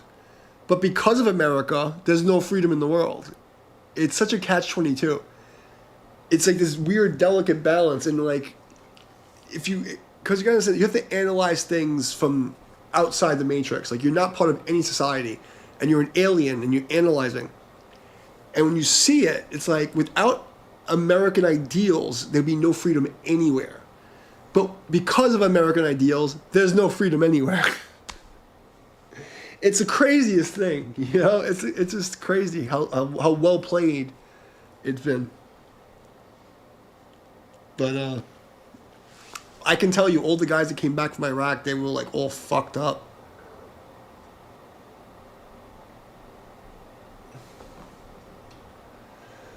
Because we are, and that's the thing. It's like, you know, and what makes me upset is that how many people don't stop to think, you know, because they get so riled up by what they're told on TV or whatever. I mean, because you're in Iraq, you get one story. I'm in America, we get one story. You're in, and everybody gets a different story. Like, oh, we gotta. It's like, it's all bullshit. In the end of the fucking day, every one of us is a debt slave or some kind of fucking slave. All of us. And we're sitting here fighting these fucking elite fucking like wars and propaganda, like we're arguing over stupid shit that has nothing to do with us.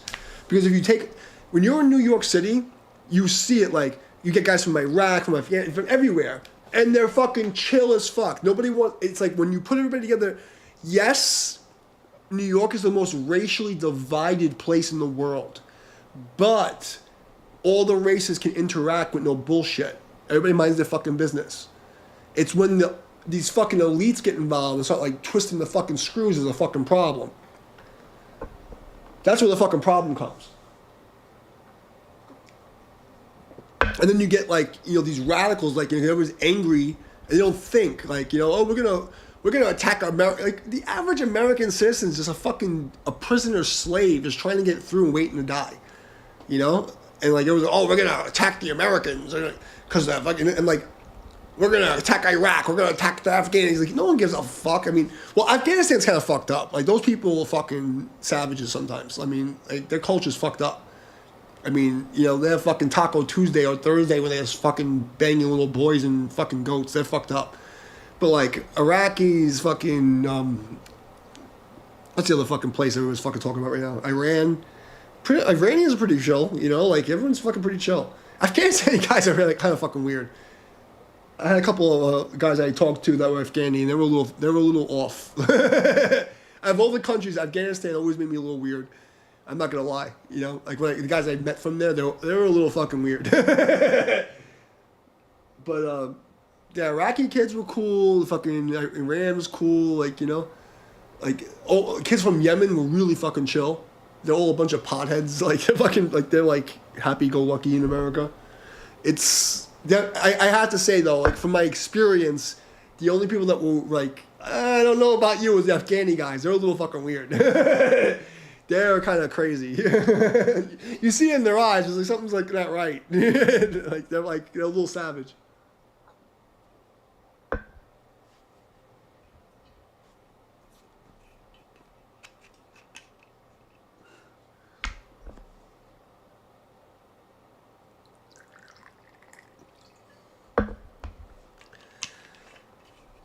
But I mean, I also grew up in New York when New York was a fucking. If you look up pictures from like the 70s and 80s of the Bronx in New York City, and you can see how I grew up. It looked like Iraq after the war. I'm not saying this like I'm telling you like it was bad. It was just like it was like some kind of dystopian nightmare. I grew up playing in rubble, in like it looked like there was a war. Like the places I grew up in, like we used to play, and there's like this like buildings that were. It looked like Gaza, like a little bit better. It was just fucked. It was fucked. You know, I can't explain it. It was a fucked up place. Like New York in the early days when I grew up was fucked up. But it's the only place where you had people from everywhere. And it was the most racist place. And you'd have like race battles, but like at the same time, everybody kind of got along. As long as it was the only place that were really like, it was the black places and the Italian places. Those where you really would have like, but the black places are the worst. The black people were the most racist, second to the Jews. Like in New York City, the most racist people in New York City were blacks, and then second was Jews. And then like Italians in the early 80s, like, but they were just protecting their neighborhood, you know what I mean? Because like, whenever like black people came to Italian neighborhoods, they always came to start shit. And that's how it was. You know what I mean? But if you were like in a black neighborhood and you weren't black, it was fucking crazy beef. It was just fucking crazy. It was just nuts. Like, and then like like in my teenage years when I came back to New York, I was in Canarsie, and Canarsie was like the most mixed area, but we had like gangs every 5 blocks. You had a different gang: Italians, Chinese, Puerto Ricans, blacks, blah blah blah. And it was just like weird. Like, and they would get along, but they'd have gang battles. It was fucking weird. It's a weird place. Yeah, my life was a trip. I don't know why I'm telling you guys all this, but anyway, we should play some metal. What is this?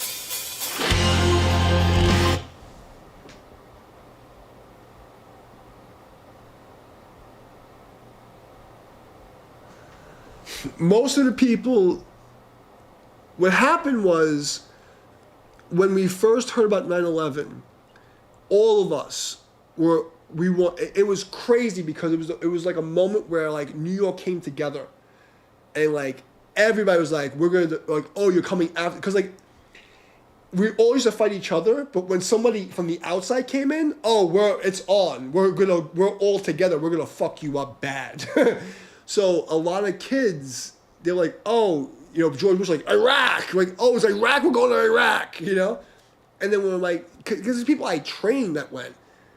And they got there and they're like, this isn't right. And they like, this is fucked up. We're not supposed to be here. And then that fucked them up and they came home fucked up. Because they got sold a lie. Imagine like your best friend gets jumped and then somebody comes over, or your wife or your sister gets jumped, or your mother, and like somebody comes over and says, yo, it was these guys. And then you go over and you fucking cut their dick off and you fucking like torture their whole family and you find out it was somebody from an entire different fucking place. You'd be like all fucked up because like humans don't want to just fuck people, like hurt people. Like you need a good reason. Even bad people need a good reason, They make up a reason. And that was just wrong. And a lot of guys came home all fucked up in the head.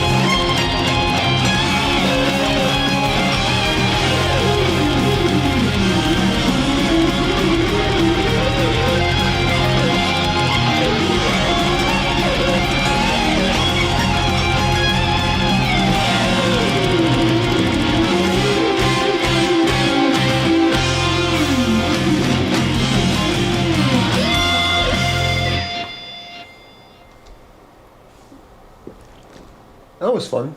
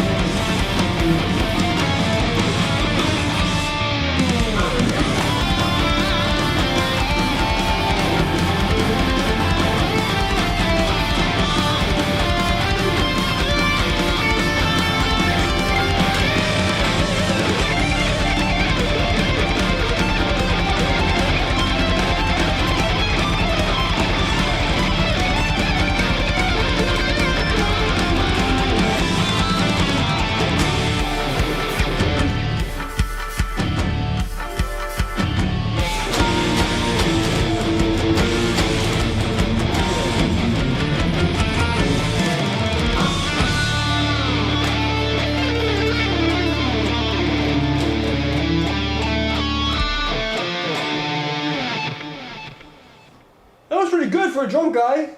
I'm happy with that. This guy wanted Christian stuff. We're gonna figure this out.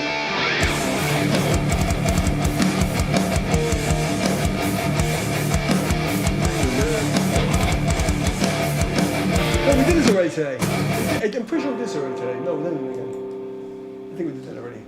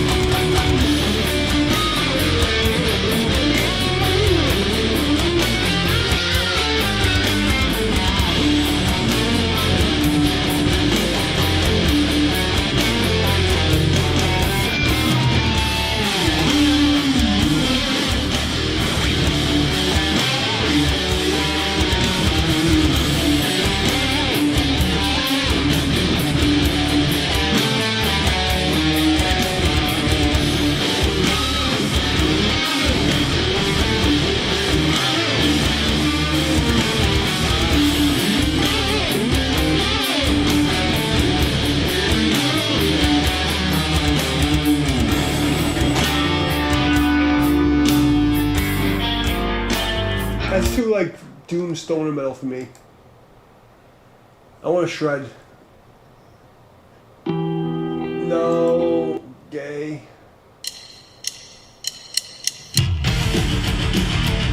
Alright.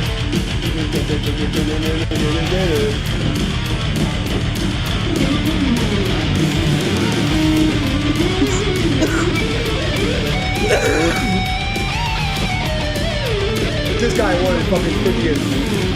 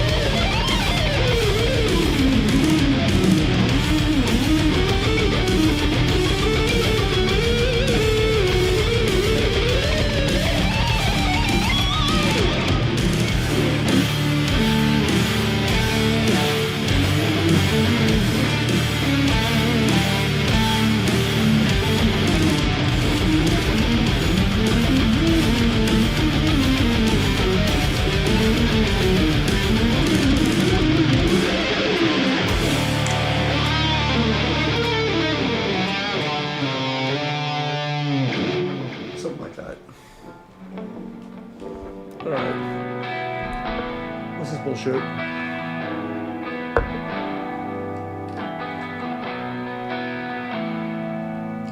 Ballad. I could fake this fucking pop music shit, I guess.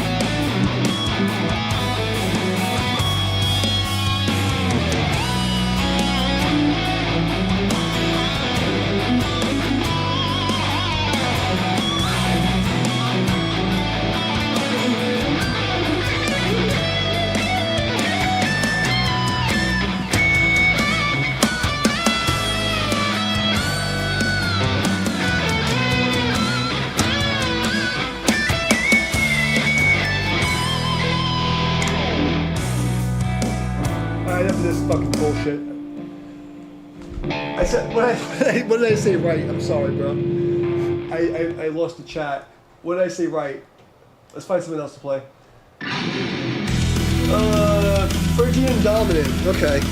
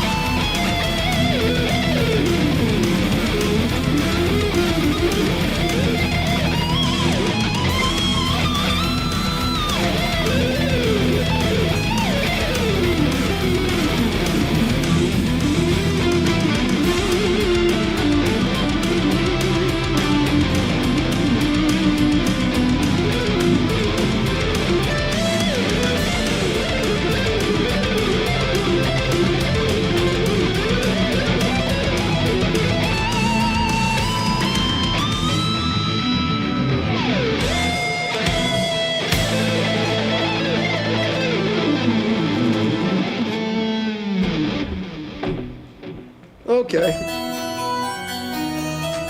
I shit on that track.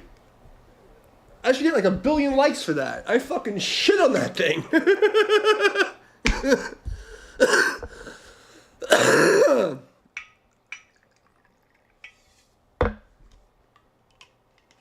I legit took a shit on that fucking jam track. How come I didn't get 1 billion likes? I should have like 5 billion likes for that.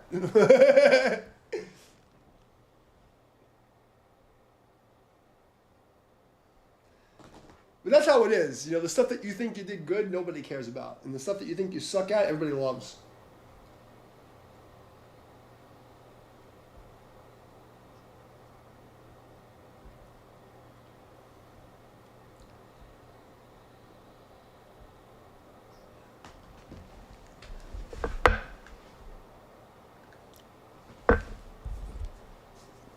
What is this? E minor? Let's try this one.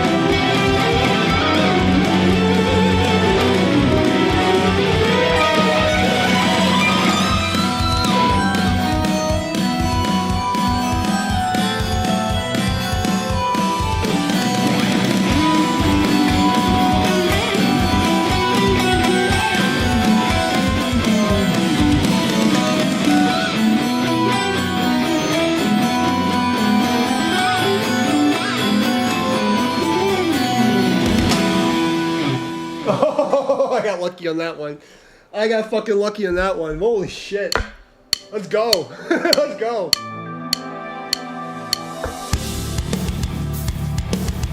I got fucking lucky.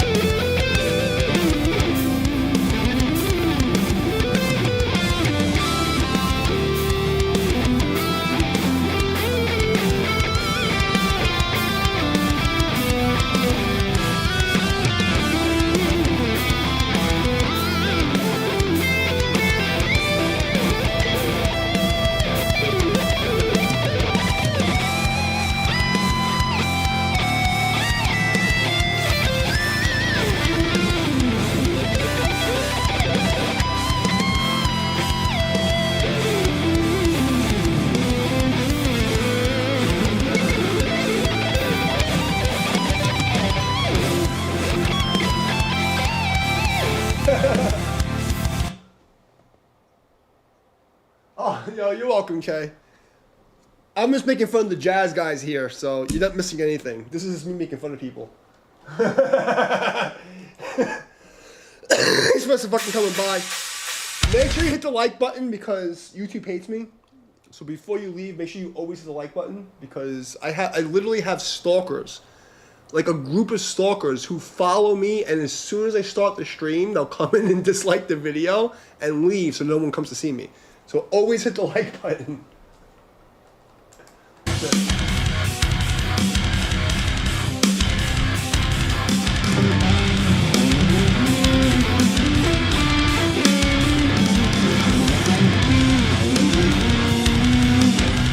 is this shit?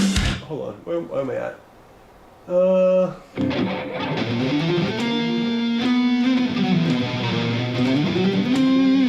Let's start this over again. I have a handicap. I appreciate you guys, you know, guys come to hang out with me, listen to me preach my fucking gospel of madness. Because otherwise, you know, like, I'm in a weird position because, like, if I wanted to, I have an opportunity to release music, but, like, I just don't feel like it's the time. So, like, it's giving me an excuse to, like, you know, maintain my, you know, showing you my progress of getting Diesel again. I had to take a month off, I got sick. But, you know, it's forced me to practice and hang out and be social. Because otherwise I do nothing but Tai Chi and, like, fucking, like, watch anime. It wasn't for, like, this, it happens so randomly. If it wasn't for this jam roulette thing, I wouldn't be drinking, I wouldn't be hanging out. I'd just be, like, working and eating and meditating and sitting down in my chair. I don't talk to people. I hate everybody. So I appreciate you guys, you know?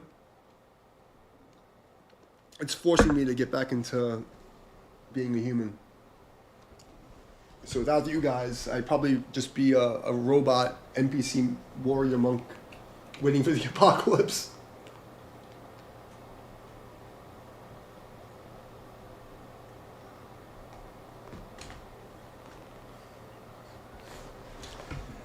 I'm just really surprised, you know, like, you know, 3 months of me doing this, like, you know, I can never get more than fucking 5-10 people ever.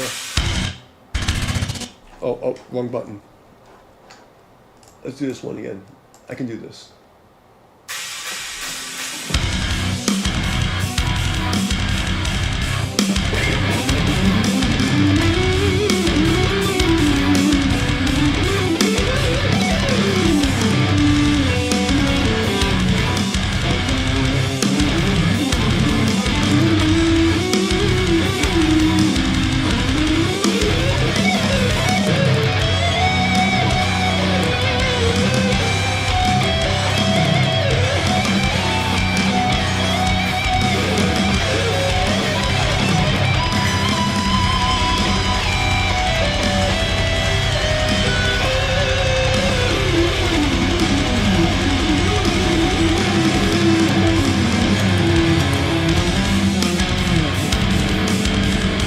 I remember this now.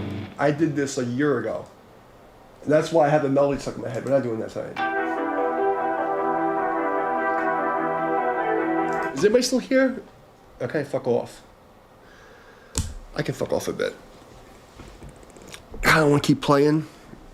I need to stretch. Oh, fuck. Oh, God.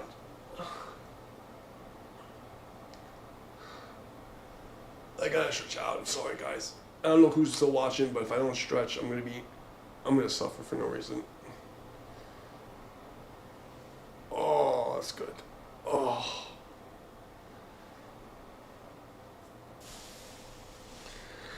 Okay. Alright, let's do whatever this is.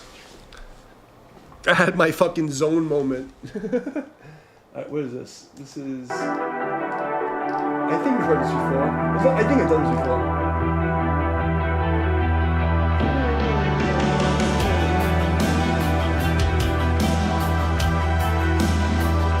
I think I've done this before.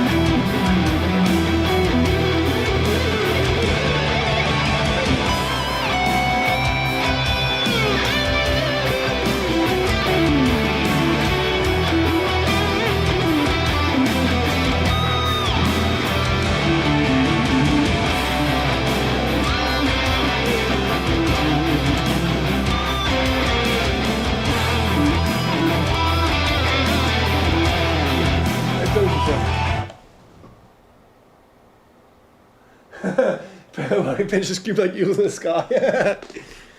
Yeah, you know it's funny. Like back in like the early 2000s, I didn't. It wasn't like a thing that I did on purpose, but everybody used to mention that I just do a lot of pinch harmonics.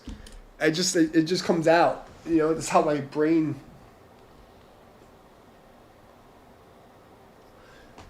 I really want to do some black metal. I don't want to do. I want to do some black metal. Hold on. Is there any black metal around? I want to do like a black metal track or a grindcore track. Let's see. Is there any good black metal stuff? Let's do a fucking black metal track. I've been soloing all night. You know, let's do something fucking evil.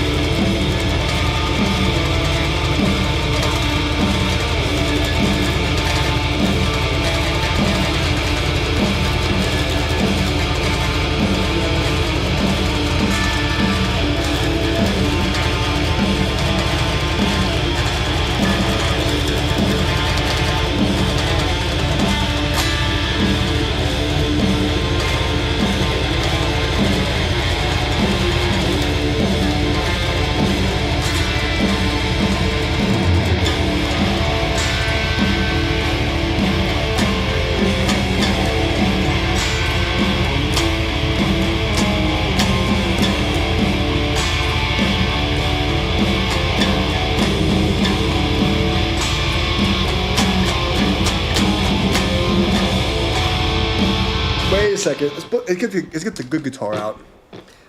I've been soloing all night. Let me do some evil stuff. Let me go to a happy place, just for a couple of minutes. You know, let's just do. Let's go to evil land.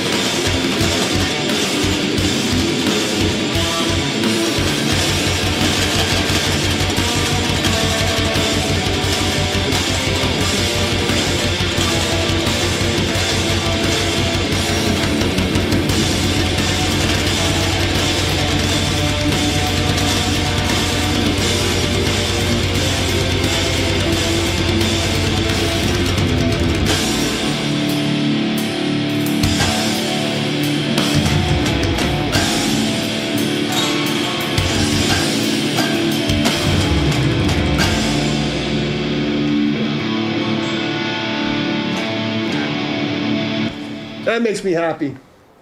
The blackmail stuff again.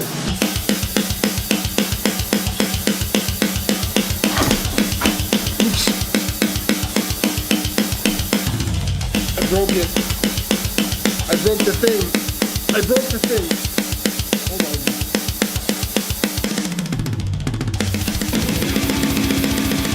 Alright, it's in right corner.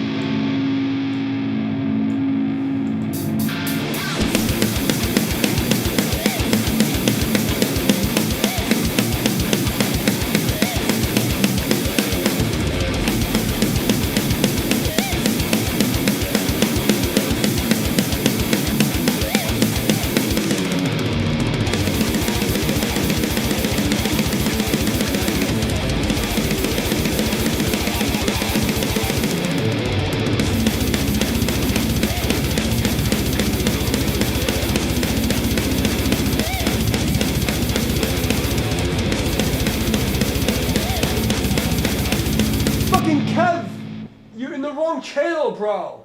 I didn't even notice you playing. I didn't notice you playing. I didn't notice you talking. Fucking Kevin, you're in the wrong channel. Read the description. We played a show out of town. Blaze player rode a Harley. He left.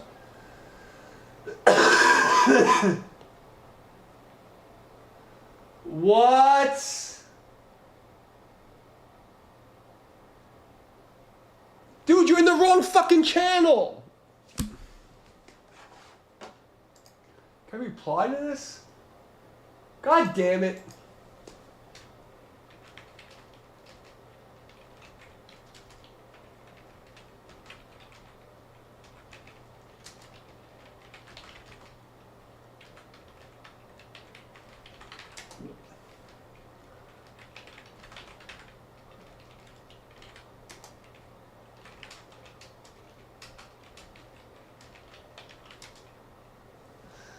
Holy shit!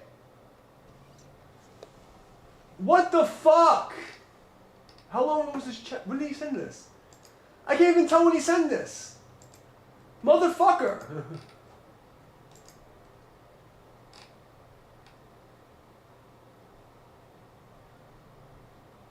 What a... Oh my fucking god!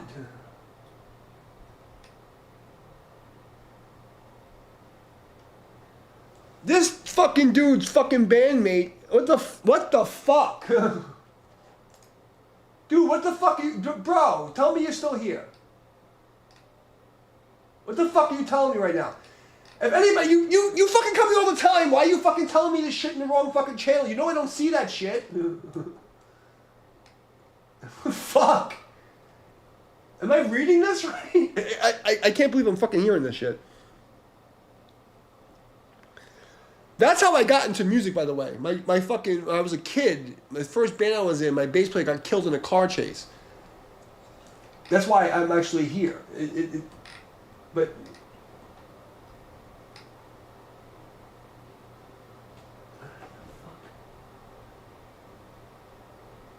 I know this is fucking real because he went in the wrong chat.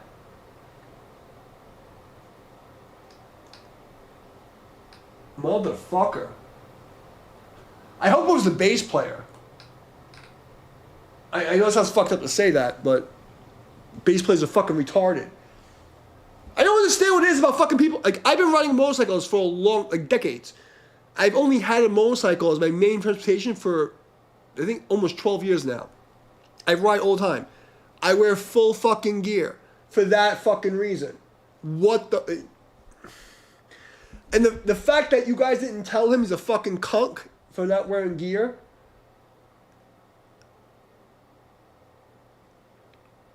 It really pisses me off every time I hear fucking like a guy who's like on a motorcycle doing stupid fucking shit. It's like, I don't know what it is with people like, especially fucking Harley guys. I've run with so many of them. I don't wear fucking gear. Fucking idiots. People are fucking retarded. I know, it's not the... I don't know if this fucking dude's still here, but fucking, like, that's just the stupidest fucking shit. It pisses me off every fucking time.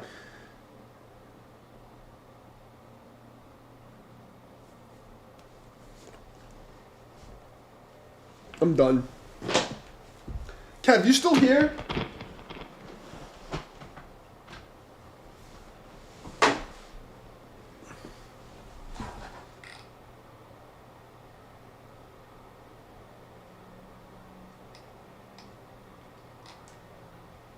Fuck, dude.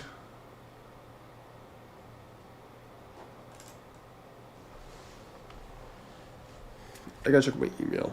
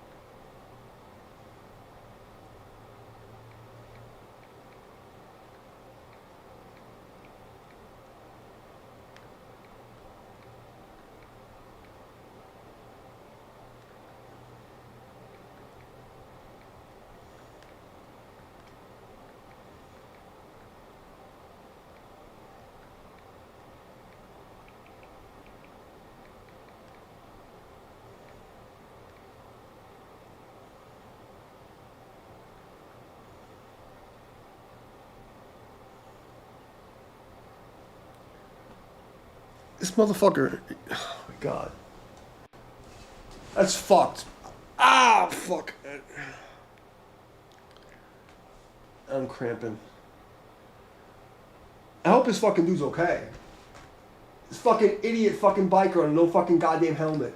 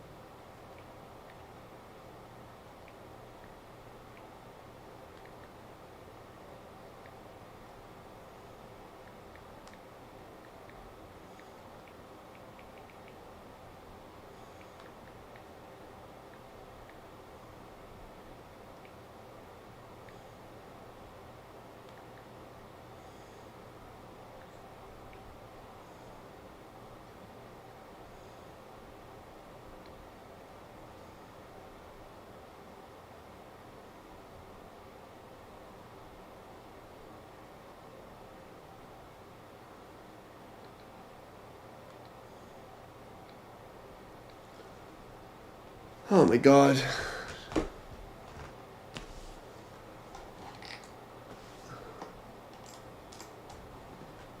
Oh, you still here? You're in the wrong fucking stream, bro. I literally just sent him an email. He's fucking texting me in the wrong. I don't look this fucking low. Bro, I can't see out of my right eye in these glasses from fucking 10 years ago. It's a fucking bass player. What did I fucking say? What did I fucking say? That's a, oh my fucking god. They're the fucking stupid ones. Bro, the reason I got into music school is because the fucking band from my karate, my clan, the bass player with my ex-girlfriend and his fucking cousin, I knew it was gonna fucking happen because the week before we were at this fucking place we used to chop shop. We used to take all the fucking stolen cars to. And his fucking idiot cousin, and they ran a fucking payloader into a gate. I fucking knew I just fucking knew it.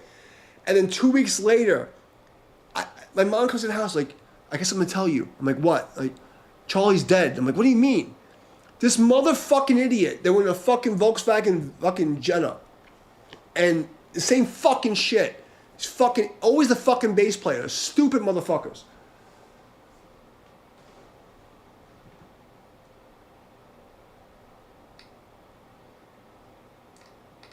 Well, I hope he makes it, because my fucking buddy had no face. Because he flew out the fucking window in the Bell fucking Park because they wanted to run from the cops in the rain because they thought it was fucking cool. I'm sorry, dude. Like, you know, it is what it is. It's always a fucking bass player. There's always a fucking bass player. There's some fucking stupid.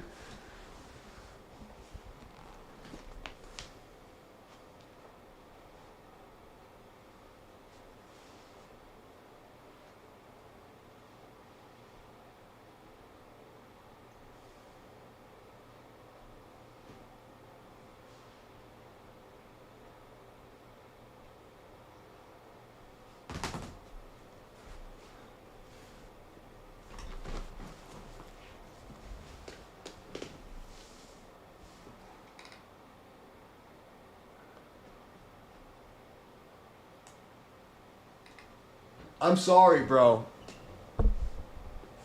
I don't know what to tell you. I mean, like, cause I've been through it so many times. Like, so many fucking people doing stupid fucking shit. It pisses me off.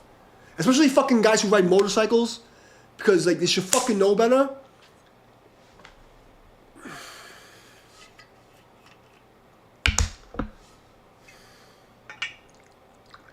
Motherfucker.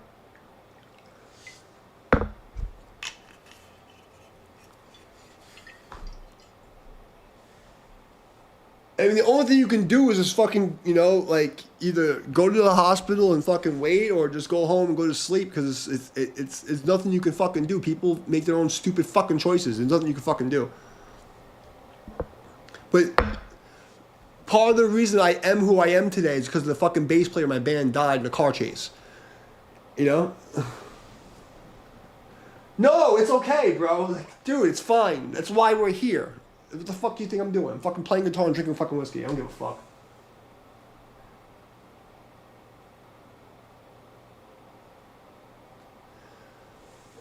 I wish you went to the right. I didn't mean to ignore you. It's just that you were in the fucking. I only keep the big stream open just in case someone pops into it. I don't look at it. I always say that. I didn't mean to ignore you, bro. That's fucked up. But my only advice is to stay as calm as possible, and either you go to the fucking hospital and you fucking wait and show support, or you just go home and pray, because there's nothing you can do. It's out of your hands. You know, it's like everybody's karma is an individual karma, and they make their own fucking choices. There's nothing you can do. But this is what I was, like, I know it sounds fucking bad timing, but, like, this is what I was trying to explain about impermanence and gratitude. Because this is why I live my life like every day's the last day. Because of fucking shit like this. Every day's the last day. And people don't realize that until it fucking happens to them, and they have to deal with death. And that's what Buddhism teaches you, how to deal with fucking death every fucking day. You know? And it fucking sucks.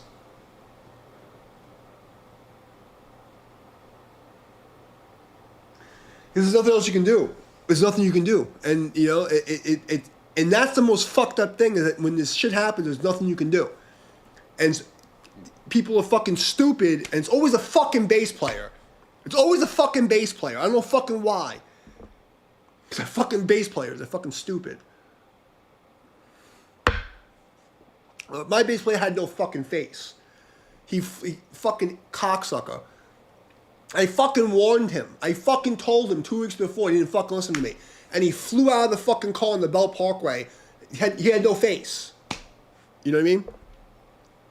And don't worry about it. It's all good. Like, it's not a coincidence that you felt to come here, because I've been through this shit. You know? And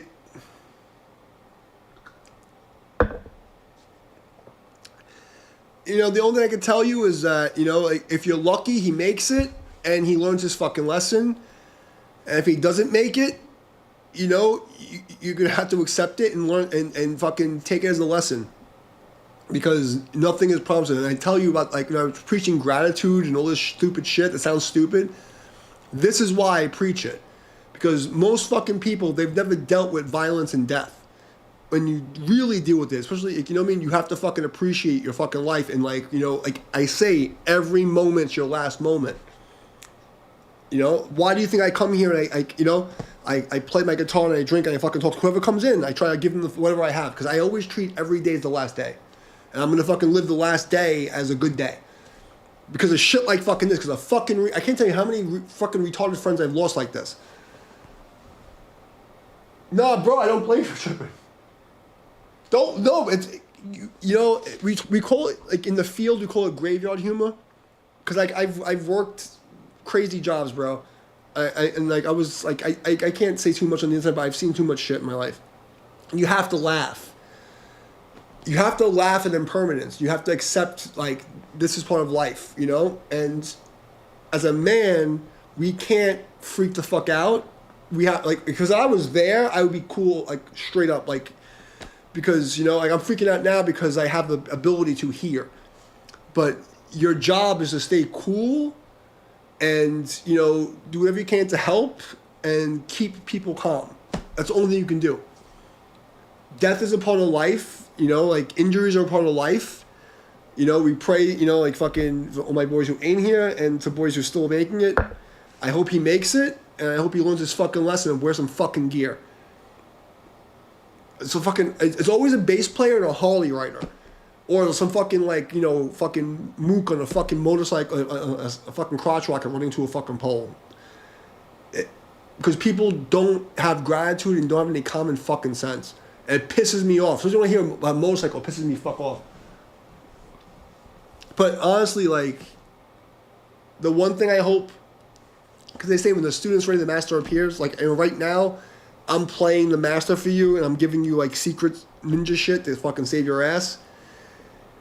You know, this is why I say what I say. You know, the things I've told you about the last couple of weeks, this is what I mean. Because this is what brought me to that point. Is so many fucking deaths and carrying fucking dead bodies. I can't tell you how many fucking people I buried, how many dead bodies I've carried. And there's nothing you can do. It sucks. It's fucked up. Your job is to stay fucking straight, sober, fucking be helpful, be supportive, and be calm. You know what I mean? And take it, whatever happens, whether he makes it or not, you take it as a fucking wake-up call that nothing is fucking promised to us. And every single day is our last day. And if you live like that every day, if you live 60 fucking years like that, you'll have a good life. And this motherfucker gets out of this, hopefully he fucking recognizes that and he fucking, like, gets the lesson. And he's supposed to fucking live right. Because you can't... Fucking guy going out in no gear after a fucking show on a Harley. The fucking...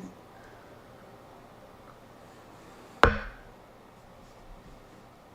I don't mean to dish your boy, because, like, you know, but it is what it is. It is what it is. I'm gonna move the chat up so I can fucking see you. Because I can't see it over there.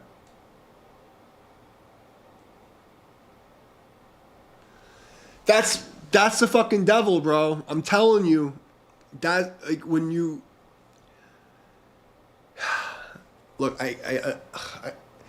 this is a fucking spiritual battle. I know it sounds fucking crazy. Demons are fucking thought forms, okay? And when you're just about to fucking break out of a hole, the fucking demons jump into people and something fucked up happens. I can't express this enough. And people who don't go through shit don't understand when I talk about this stuff. But it's a spiritual fucking battle. And this is the kind of shit that happens. And what you do in these fucking times is very important. Because it's always the devil, you know? And it's just bad ideas, you know? If you're the believer, like, entities or not, it's irrelevant. It's just bad ideas.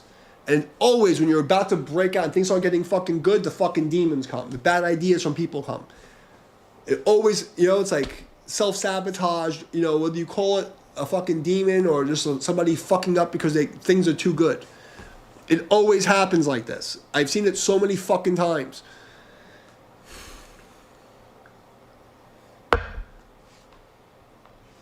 I buried too many people like this.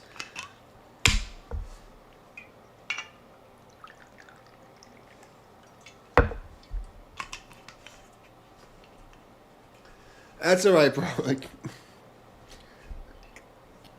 well, I mean, I wish I could do something, but the only thing I can do is tell you what I did, you know?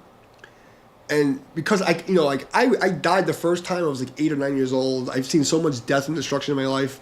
So for me, it's different because like I know you don't actually die. So it's like it doesn't bother me as much as normal people. But it pisses me off that they wasted the time, you know? And now, if he makes it, because I've been in car accidents, fucking all kinds of fucked up shit, bro. I've been shot, fucking stabbed, all kinds of fucked up shit. So I know, like, you have to recover and this and that. Like, that's a lesson also in itself. So I pray that he fucking makes it. You know what I mean? And I hope he gets his fucking shit together. You know, because it might be a wake-up call. If he doesn't make it, it's a fucking wake-up call for all you motherfuckers. You know, like, nothing happens randomly. You know what I mean? So if he makes it, hopefully everybody fucking wins and learns that fucking lesson. If he doesn't make it, I hope you guys fucking win and learn that fucking lesson and start to fucking appreciate shit and fucking live the life properly. But that's the only thing you can do.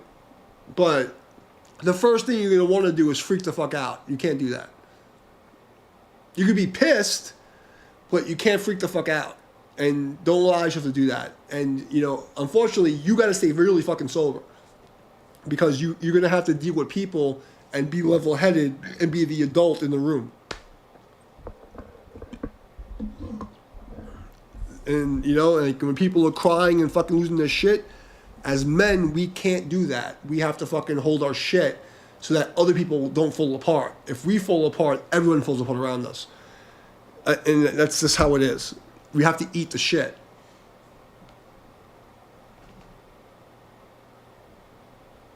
Yeah, I can't tell you how many people I know. Like, bro, I had a friend who fucking ran to a fucking God. I know. Because it's a program. It's an NPC program. I'm not wearing a helmet. Blah blah blah. Like what are you fucking retarded? It's just a thing, bro. It's a thing. I've gone through this before. You know what I mean? But there's nothing we can do because free will. Every single person, he who can fucking escape the pit by his own will transcends it. He have to fucking do it by himself. He's a grown-ass man who made a decision, a stupid fucking decision, and didn't fucking account for other people. When I go on my bike, I've been riding for a long time, bro. Like, I've only had a motorcycle for the last 10, 12 years. I go out, full body armor. Like, it's my car, but every time you know why, though? Because there's nobody to come get me. Everybody I care about is dead. Anybody who cares about me is dead. So for me, and even before that, when when people were still alive, I made sure, like, if I get into an accident, like, I got into 3 accidents, full gear. I got up and picked my bike up and kept going. You know what I mean? Like, because I'm not going to put myself in a situation where I'm a fucking liability for other people. It's stupidity. And it's a fucking bass player, and I can't tell you, like, I've been through this shit before, the fucking bass players. And 3 fucking bass players do stupid fucking shit. It's always the fucking bass player.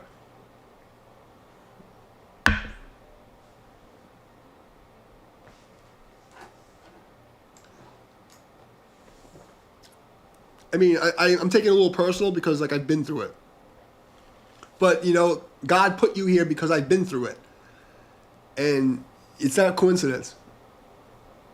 But, your job's going to be able to go to the fucking hospital. You're going to see the family. You got to fucking man up and be a soldier and be the one who's calm to keep the room level. And that's just what we do. And you have to eat the shit. You know what I mean? And if, if you feel like you're going to cry alone. And it's there's no complaining.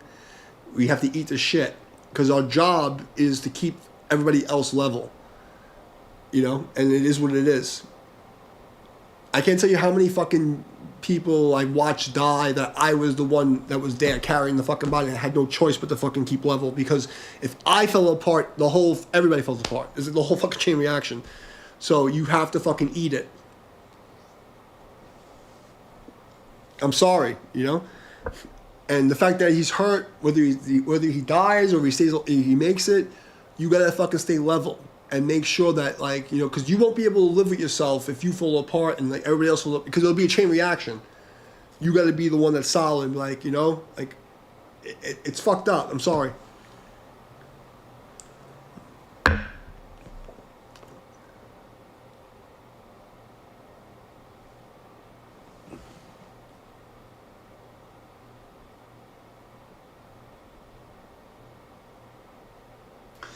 Motorcycles are actually not dangerous.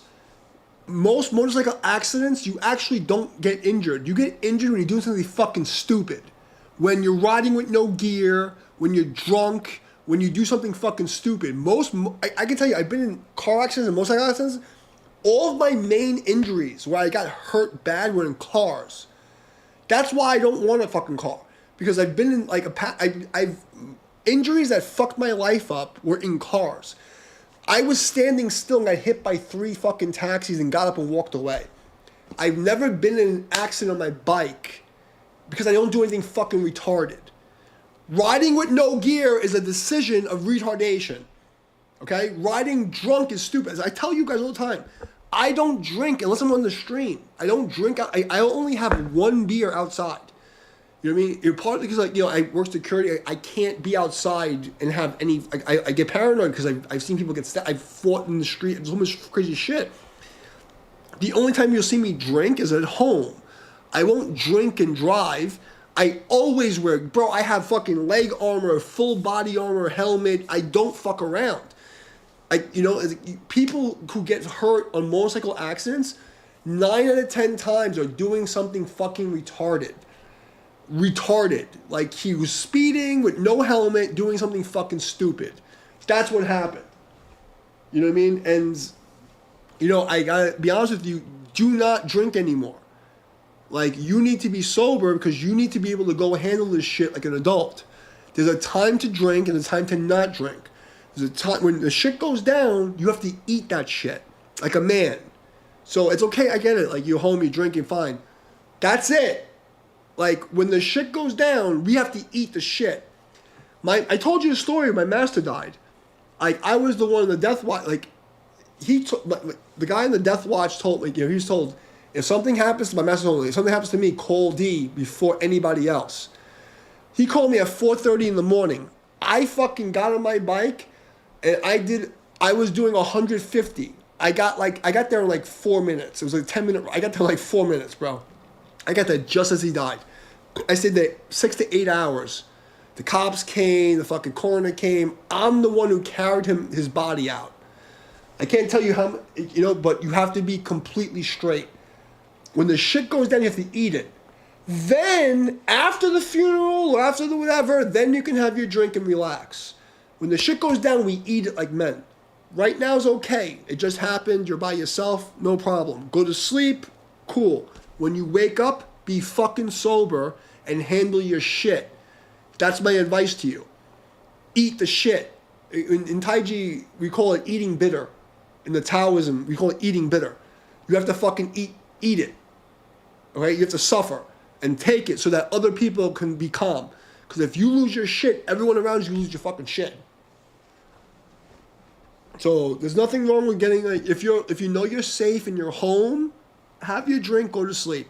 There's nothing wrong with that. And if people come in to troll me like you're not, I don't give a fuck what they think. They haven't been through any like they don't know anything about it. You know what I mean? Have your fucking drink, go to sleep, put yourself out, and then when you wake up, go handle your shit. Be sober, be there, help the fucking family, do what you gotta do. You know, be there for your boy. When you go home, you have a couple of shots, you go to sleep. You know, but you have to be the responsible one.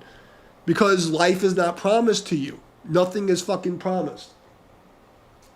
And it's fucked up to say this, but, like, you know, this is what I was trying to explain to you the last couple of weeks. When the fucking student's ready, the master appears. Like, they didn't send you to my fucking basement of the fucking internet for no reason. Like, you know, it's for me to tell you something. You know? It is what it is. There's no coincidence in life. There's no coincidence. I'm sorry. You know, I hope your boy makes it. You know, like, usually in these situations they don't. But I don't want to be I don't want to be the bearer of bad news. Most of the time, these fucking people, they fucking do this stupid shit and they don't make it. You know, and you have, you know, it's like, better be prepared for him not to make it. Accept it. And if he makes it, thank fucking God. And if he doesn't, you're going to be the level-headed one and learn the fucking lesson. Life is too short. Practice gratitude. Don't be a fucking inconsiderate cunt. and make the best out of your life. You know, it's always a fucking bass player. No, I mean I can only, you know, the main role of humans is to pass genetic and cognitive information. That's our purpose. That's why I do this shit, because it's a duty. You know, and like I can only pass on to you what I've experienced. I've seen so much death and destruction in my life. I'm telling you how I handle it, and like, you know, how I helped a lot of people from handling it this way. You know, you can't allow yourself to freak the fuck out, because that's your first instinct, and you gotta be like, no. There's nothing we can do.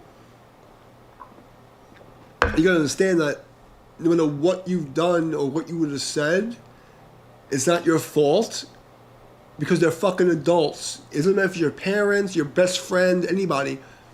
Everyone is responsible for their own karma, their own cause and effect. Nothing you could have done would have fucking told this retard to wear a fucking helmet. It doesn't look cool. I want to be cool. Fucking idiot.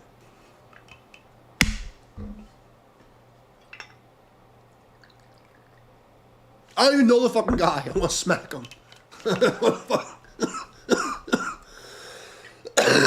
Because I can tell you how many people who, motorcycle accidents, most people survive if they're wearing gear. And you actually get hurt less than in the car. It sounds crazy. But I can tell you, I've been hit by cars on my bike wearing full armor, and I bounce off and get up and I'm fine. I get into a car accident, my seatbelt on at 35, I'm fucking walking like a retard for fucking 3 months. Like,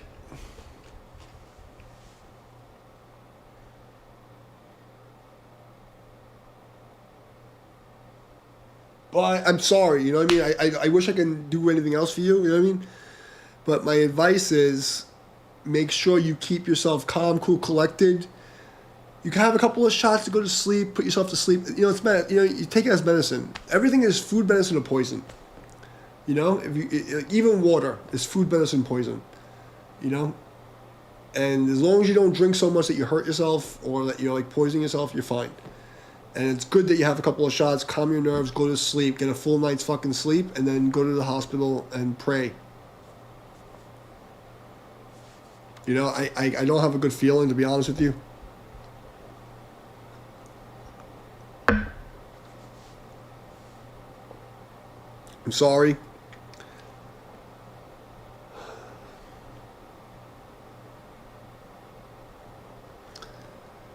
But no matter what you do, there's nothing you could have. I want to make sure you understand this. There's nothing you could have done different, because he would have chose the same thing. Karma is impossible to get away from. And with your time, it's your time. When it's time to get injured, it's time to get fucking dead, there's nothing you can do about it. I was just talking about, before you came in, I was talking about this. Like, it's like a computer code, man. There's nothing you can fucking do. It's, when it's your time to get hurt or die, it's your time. You know? And it's either a lesson or a fucking finale. And accept it as it is, and then, you know, learn from it and fucking move on. The next 2 weeks, it's either going to be, you know, like keeping people calm and like waiting for him to recover, or dealing with the fucking funeral and keeping yourself, you know, straight.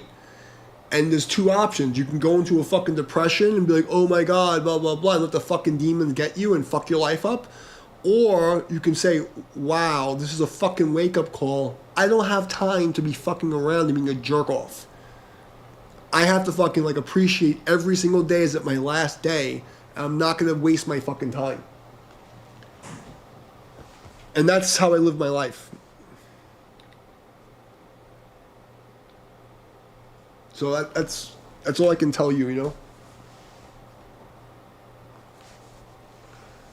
And I'm sorry. I don't know what else to say.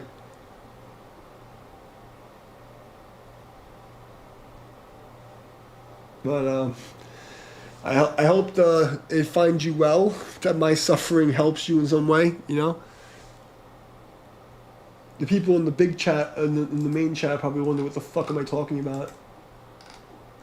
But I'm sorry, you know? Like, I wish I can help. There's nothing I can do. It's your karma. Karma's a bitch. But, what happens, make sure that you keep yourself as level as possible and accept whatever happens and pray for the best, you know? And no matter which way it turns out, take it as a fucking lesson that all things are impermanence. Nothing here is in its natural state. Everything wants to disintegrate. And every day's your last day. That's why it's like, do your best to not argue with people that you care about and fucking, make sure you can sleep at night. Because you never know when somebody you care about's gone. And it's like this. And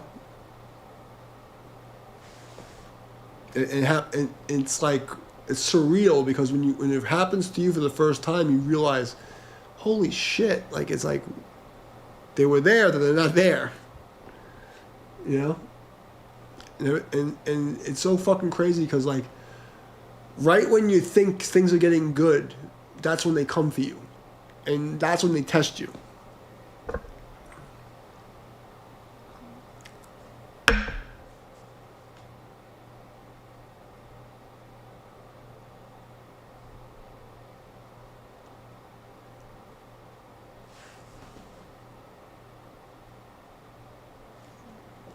Nah, don't be sorry, bro. Like I was built for this shit. This is what I was built for do. You know what I mean? Like this is what it is. Don't be sorry. I'm sorry that I can't do more to help you. Cause that's like that's my job. It's like I was built for this shit. But I wish I could do more. To explain to you like what it is. Because that's the only reason it's happening, and you wouldn't have came here if it wasn't the reason. There's no coincidence in life. I wish I could have gave you more than I can give you, but all I can tell you is you have to see every instance as a lesson, and like really understand what is the Matrix teaching you, Because we don't have much time. Whether it's fucking a day or 30 years, it's not very long. And I told you about your grandmother, right? I said to you, like, you don't understand. It's like this. Like a thief in the night, just all of a sudden gone. You're like, what the fuck? Like, And that's what really wakes you up. And when these moments happen, you can go to the left-hand path or the right-hand path. You can go and be like, oh, everything's fucked. You can go, oh, I understand impermanence, and this is what it is. I have to fucking do better because I don't have much time. Because that could be you. It could be you. And I've lived like that since I was 9 years old. And that's why I've accomplished so many things, because to me, every single moment is my last moment. And people don't understand, how did he become like this ninja grandmaster guy, blah, blah, blah. They don't understand what I mean by this. Because it's not tangible to them. Because until you face death, like tangibly, you don't understand who I am. Right? My name was Death. Like in metal scene, they used to call me Death. That was like my scene name was Death. And it's like, I'm not trying to talk shit. I'm talking about anybody in Brooklyn would know DMD is like Death. Okay? Like they know me as Death. And because if you don't really perceive what death is, in the life and permanence, you don't learn. You don't really live. And that's the lesson that comes from it. It's like, if it's a good thing, and I pray he fucking makes it, because because then, but the point is, this is important for you, because then you're going to understand. That's the switch. When you understand what impermanence means, that's what the real life you can't live until you understand this. Because all the shit I was telling you for the last 2 or 3 weeks that we've been talking means nothing until you understand what I'm talking about here. Now it's real. Now you get it. Now you understand tangibly who I am. and why I think the way I think. You know what I mean? And I have no, don't feel bad for me at all, because to me it's a blessing. You know, because it's like that's why I am who I am. You know, because if it wasn't for that, my whole philosophy would be bullshit.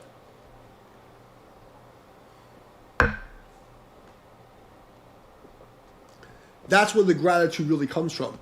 When you understand how impermanent, intangible things are, and how fast a motherfucker you can be gone.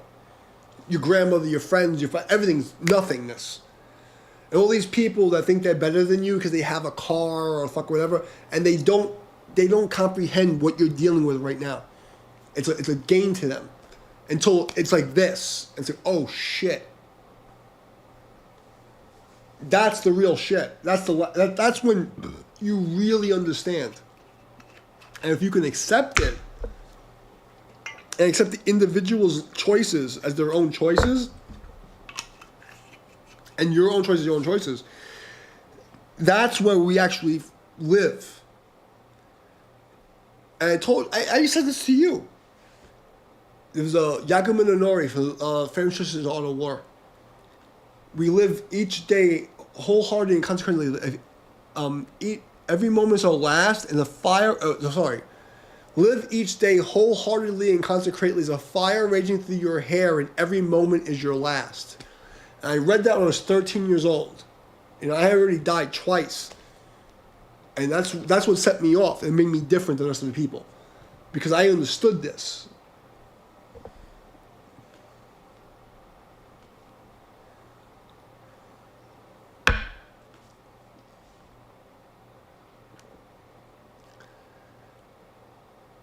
It's like that's like the beginning of like the warrior way. You know, it's like you get it. Like now you understand me. I hate to say it like that. But now you really understand what I'm talking about. Because if it wasn't for this, you would. Everything I'm saying to you is bullshit. It's abstract. It's nonsense. You have to tangibly understand what impermanence means. You know what I mean? And when you get it, then you can really live the rest of your life. Because when you said you were 48, you know what I mean? Every day is your fucking last day. What are you going to do with it? You're going to cry about living here and here? None of that matters. We take every single thing and make the most of every single thing. Because none of this is fucking real. Everything can take it like this. And that's where gratitude comes from. And I pray that your fucking boy, you know, is like good, you know?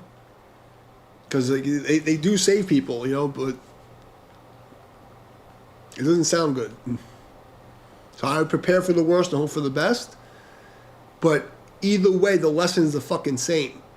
You have everything I stopped my day to tell you is about this moment. This is what Zen Buddhism teaches you, is understand, deal with death like a samurai. Everything is fucking gone like this. And when you understand that, then you really fucking taste life. Then when you're living in the studio, living on a fucking floor, you taste life. You really understand.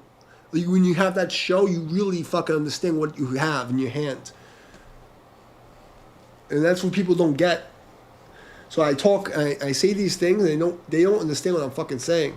It's way over their fucking head.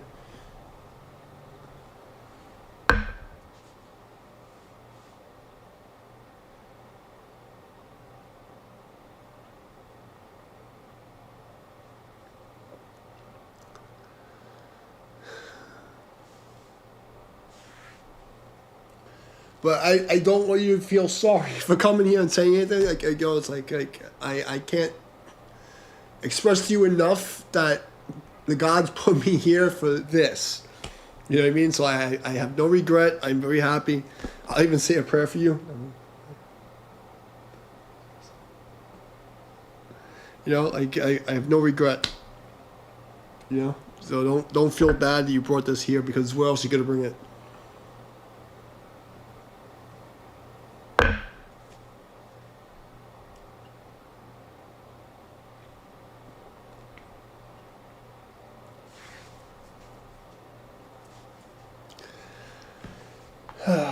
It's fucked, bro. The only thing I can do is, like, let's play some fucking grindcore and call it a night. Because what else can I do to fucking make it feel better? Oh, I actually played the 7-string before. Is there a cable on here? Yeah, let's do some fucking grindcore for you. What else can we do, You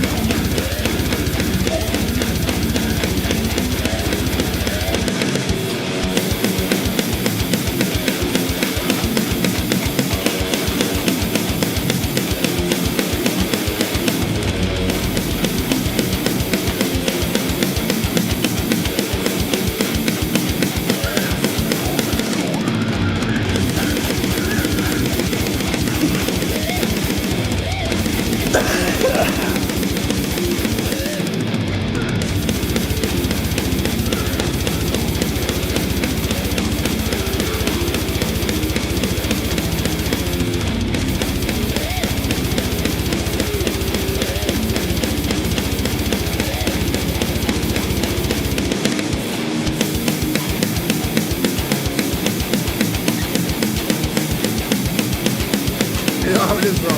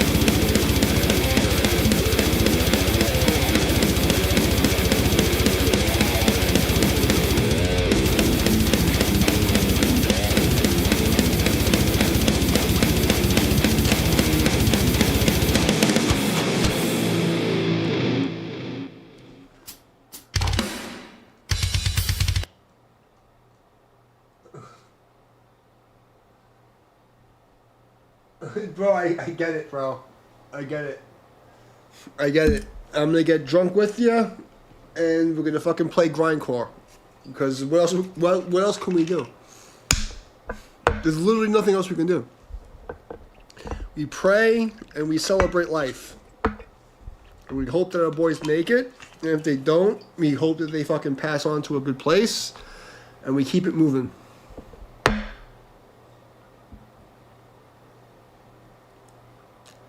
But now you understand me. Because before you wouldn't understand me. And it's fucked up to say that, but this is reality. What's this bullshit?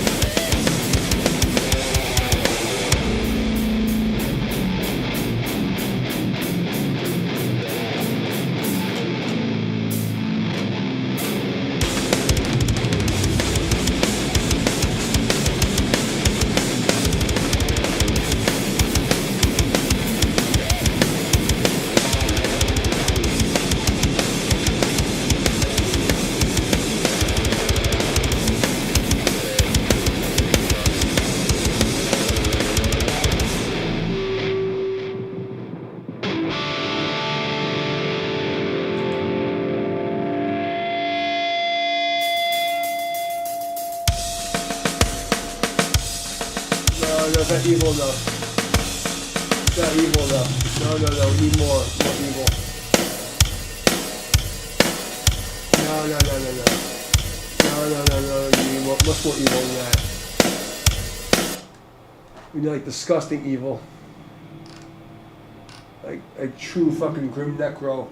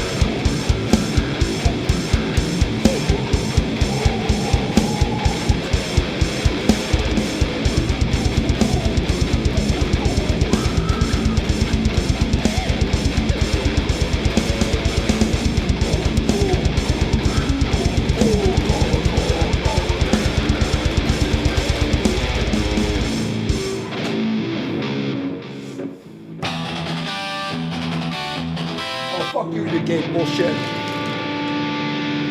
We're in fucking grindcore mode. We're in fucking full grindcore mode. Oh man. Yes, Appa, we're in grindcore mode. We're not playing that fucking bullshit anymore. We did no solos for tonight. I know, buddy. I know. I know. Can I do some pets? I know. I know.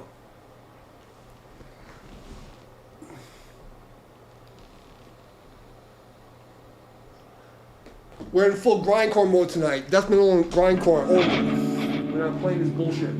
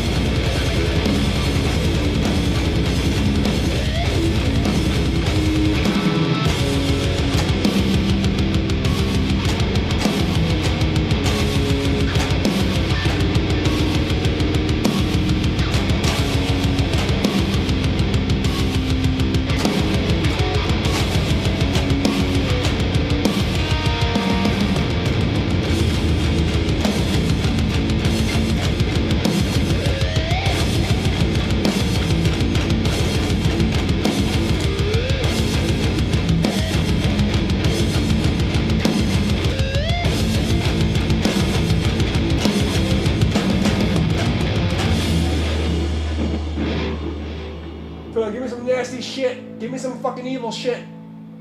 Give me. No, that's gay. I want evil.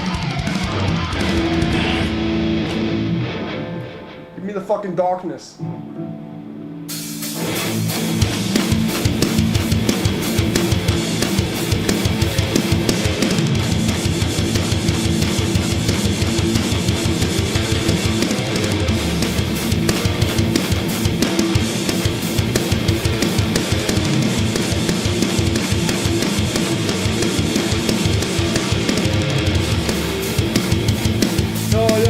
Blast beats. I want some fucking blast beats. Fuck this bullshit.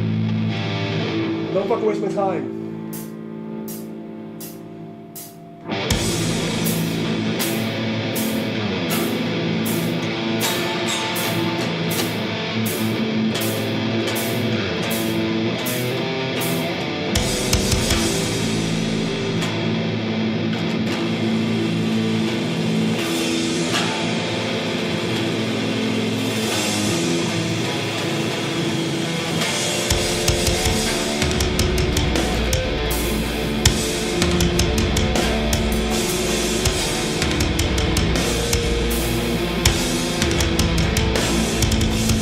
No, evil enough. That evil, and evil.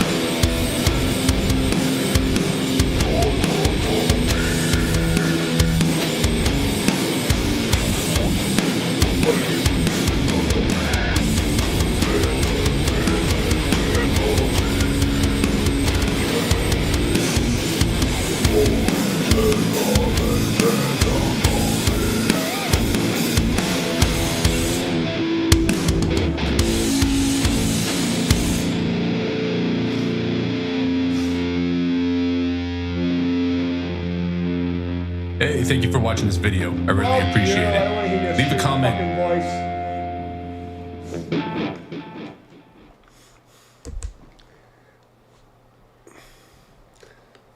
You know what? Yes, we need more of that. I'll be right back. We need more of this. Oh, fuck that one.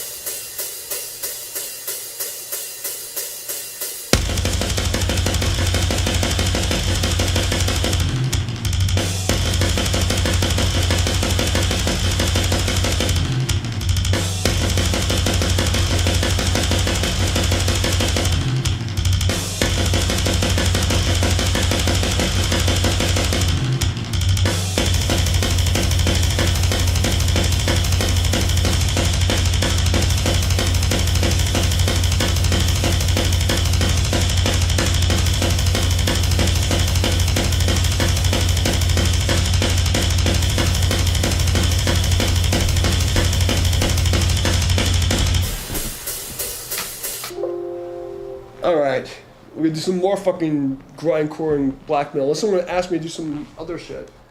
I'm just gonna keep playing fucking blast beats.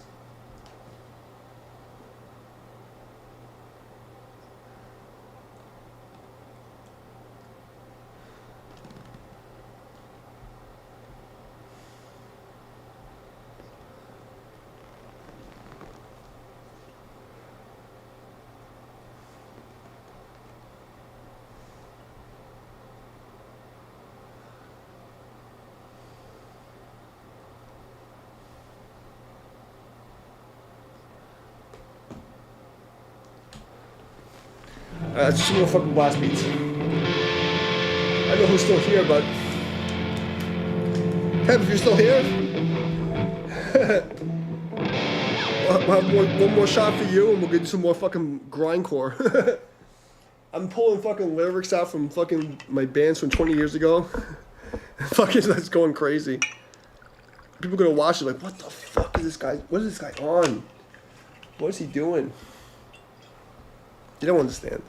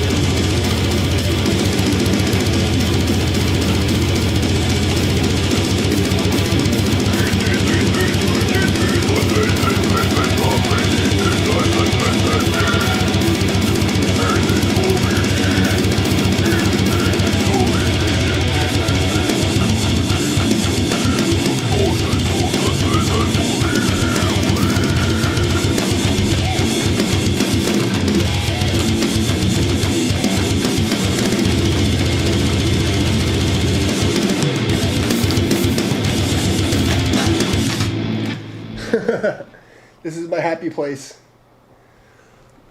I get to pull out verse from like my bands from like 20 years ago. Oh my god. Kev, I hope you're doing good. You're still there? Oh my god. That's like my grindcore bands just sound like. It's like I'm just stealing half the riffs and vocals from like my old band. Because there's nothing else I can do. We'll do some more. People are coming in like, what the fuck is this guy on? What is he listening to? What's wrong with him? I know Appa. You remember my band. You remember. You were still young. You were a baby. You were a baby when we were still playing death metal and grindcore.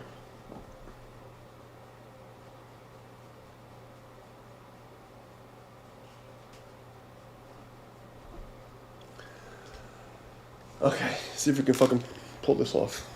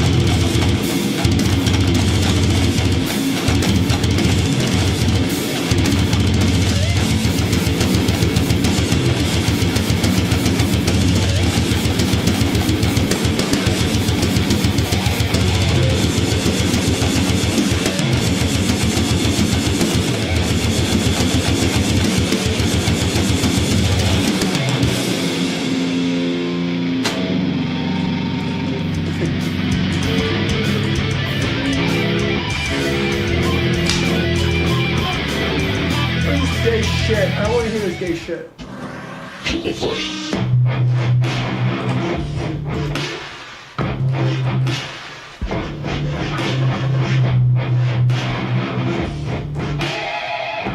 is this shit? Really? No. What is this? No.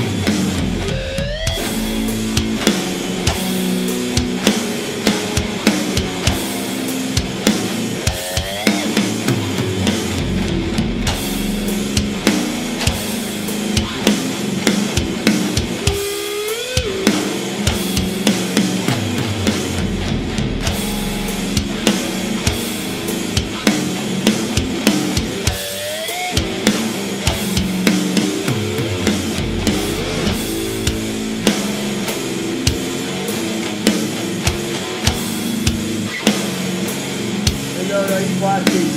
I need evil in my life.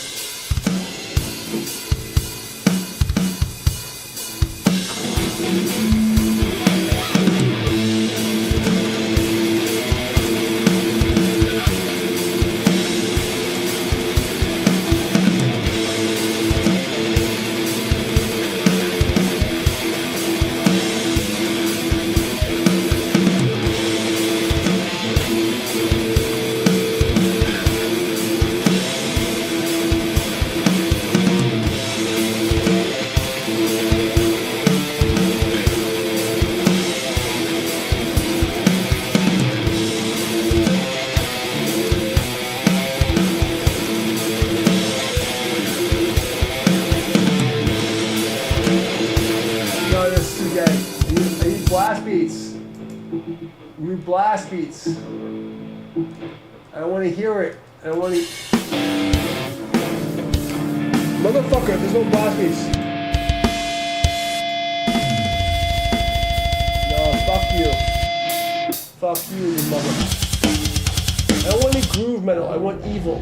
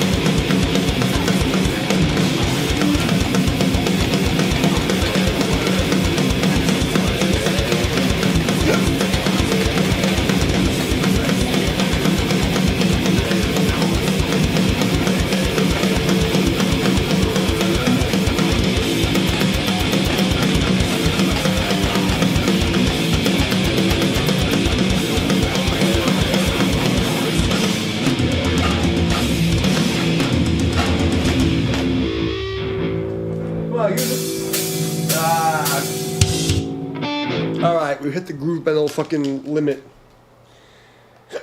Now we're in groove metal. I'm done.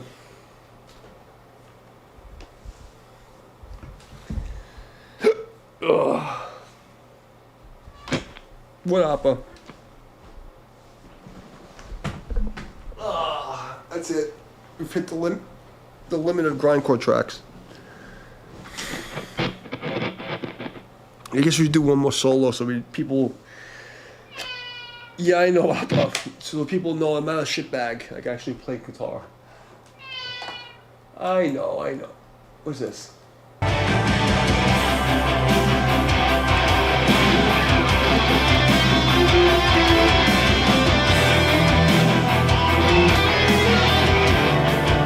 Okay, my end.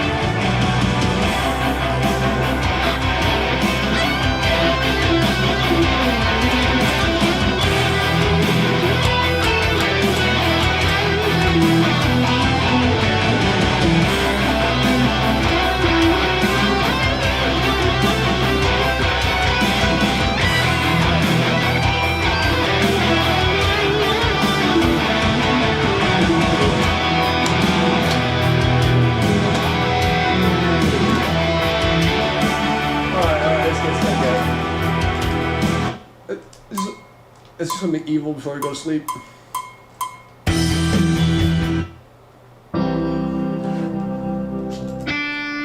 Fuck you. I ain't doing any of that. What's that? Oh, excuse me. Burped. What's this?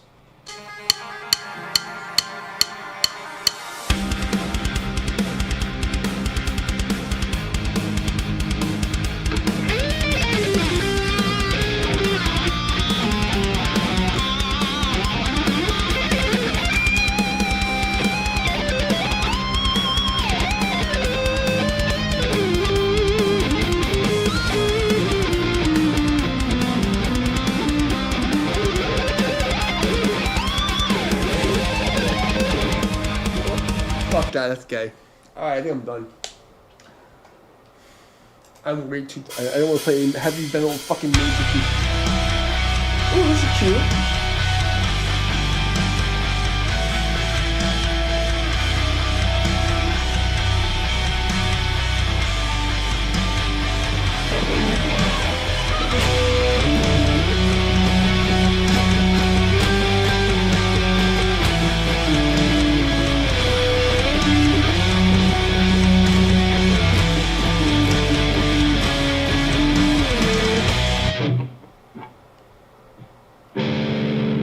What happened? Alright, that's it. YouTube decided to cut us off. Fucking, the thing crashed.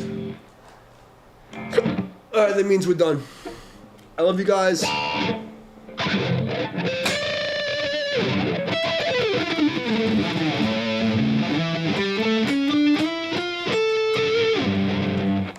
When YouTube crashes, it's time to go to sleep. Kev, I pray your fucking boy is good. You know, I don't know what else to say to you. Everybody else who wants to stream, watch the beginning of the stream because I played some like stuff that was normal, and you'll understand what's going on later if you watch the whole stream. Kev, good luck. You know, eat the shit and be a man. You know, unless I can tell you. I hope the grindcore soothed your soul. But now you understand where I'm coming from. So, in your human tongue, I say I love you. I'm grateful for your presence. Practice your gratitude. I'll see you guys tomorrow night. Peace out.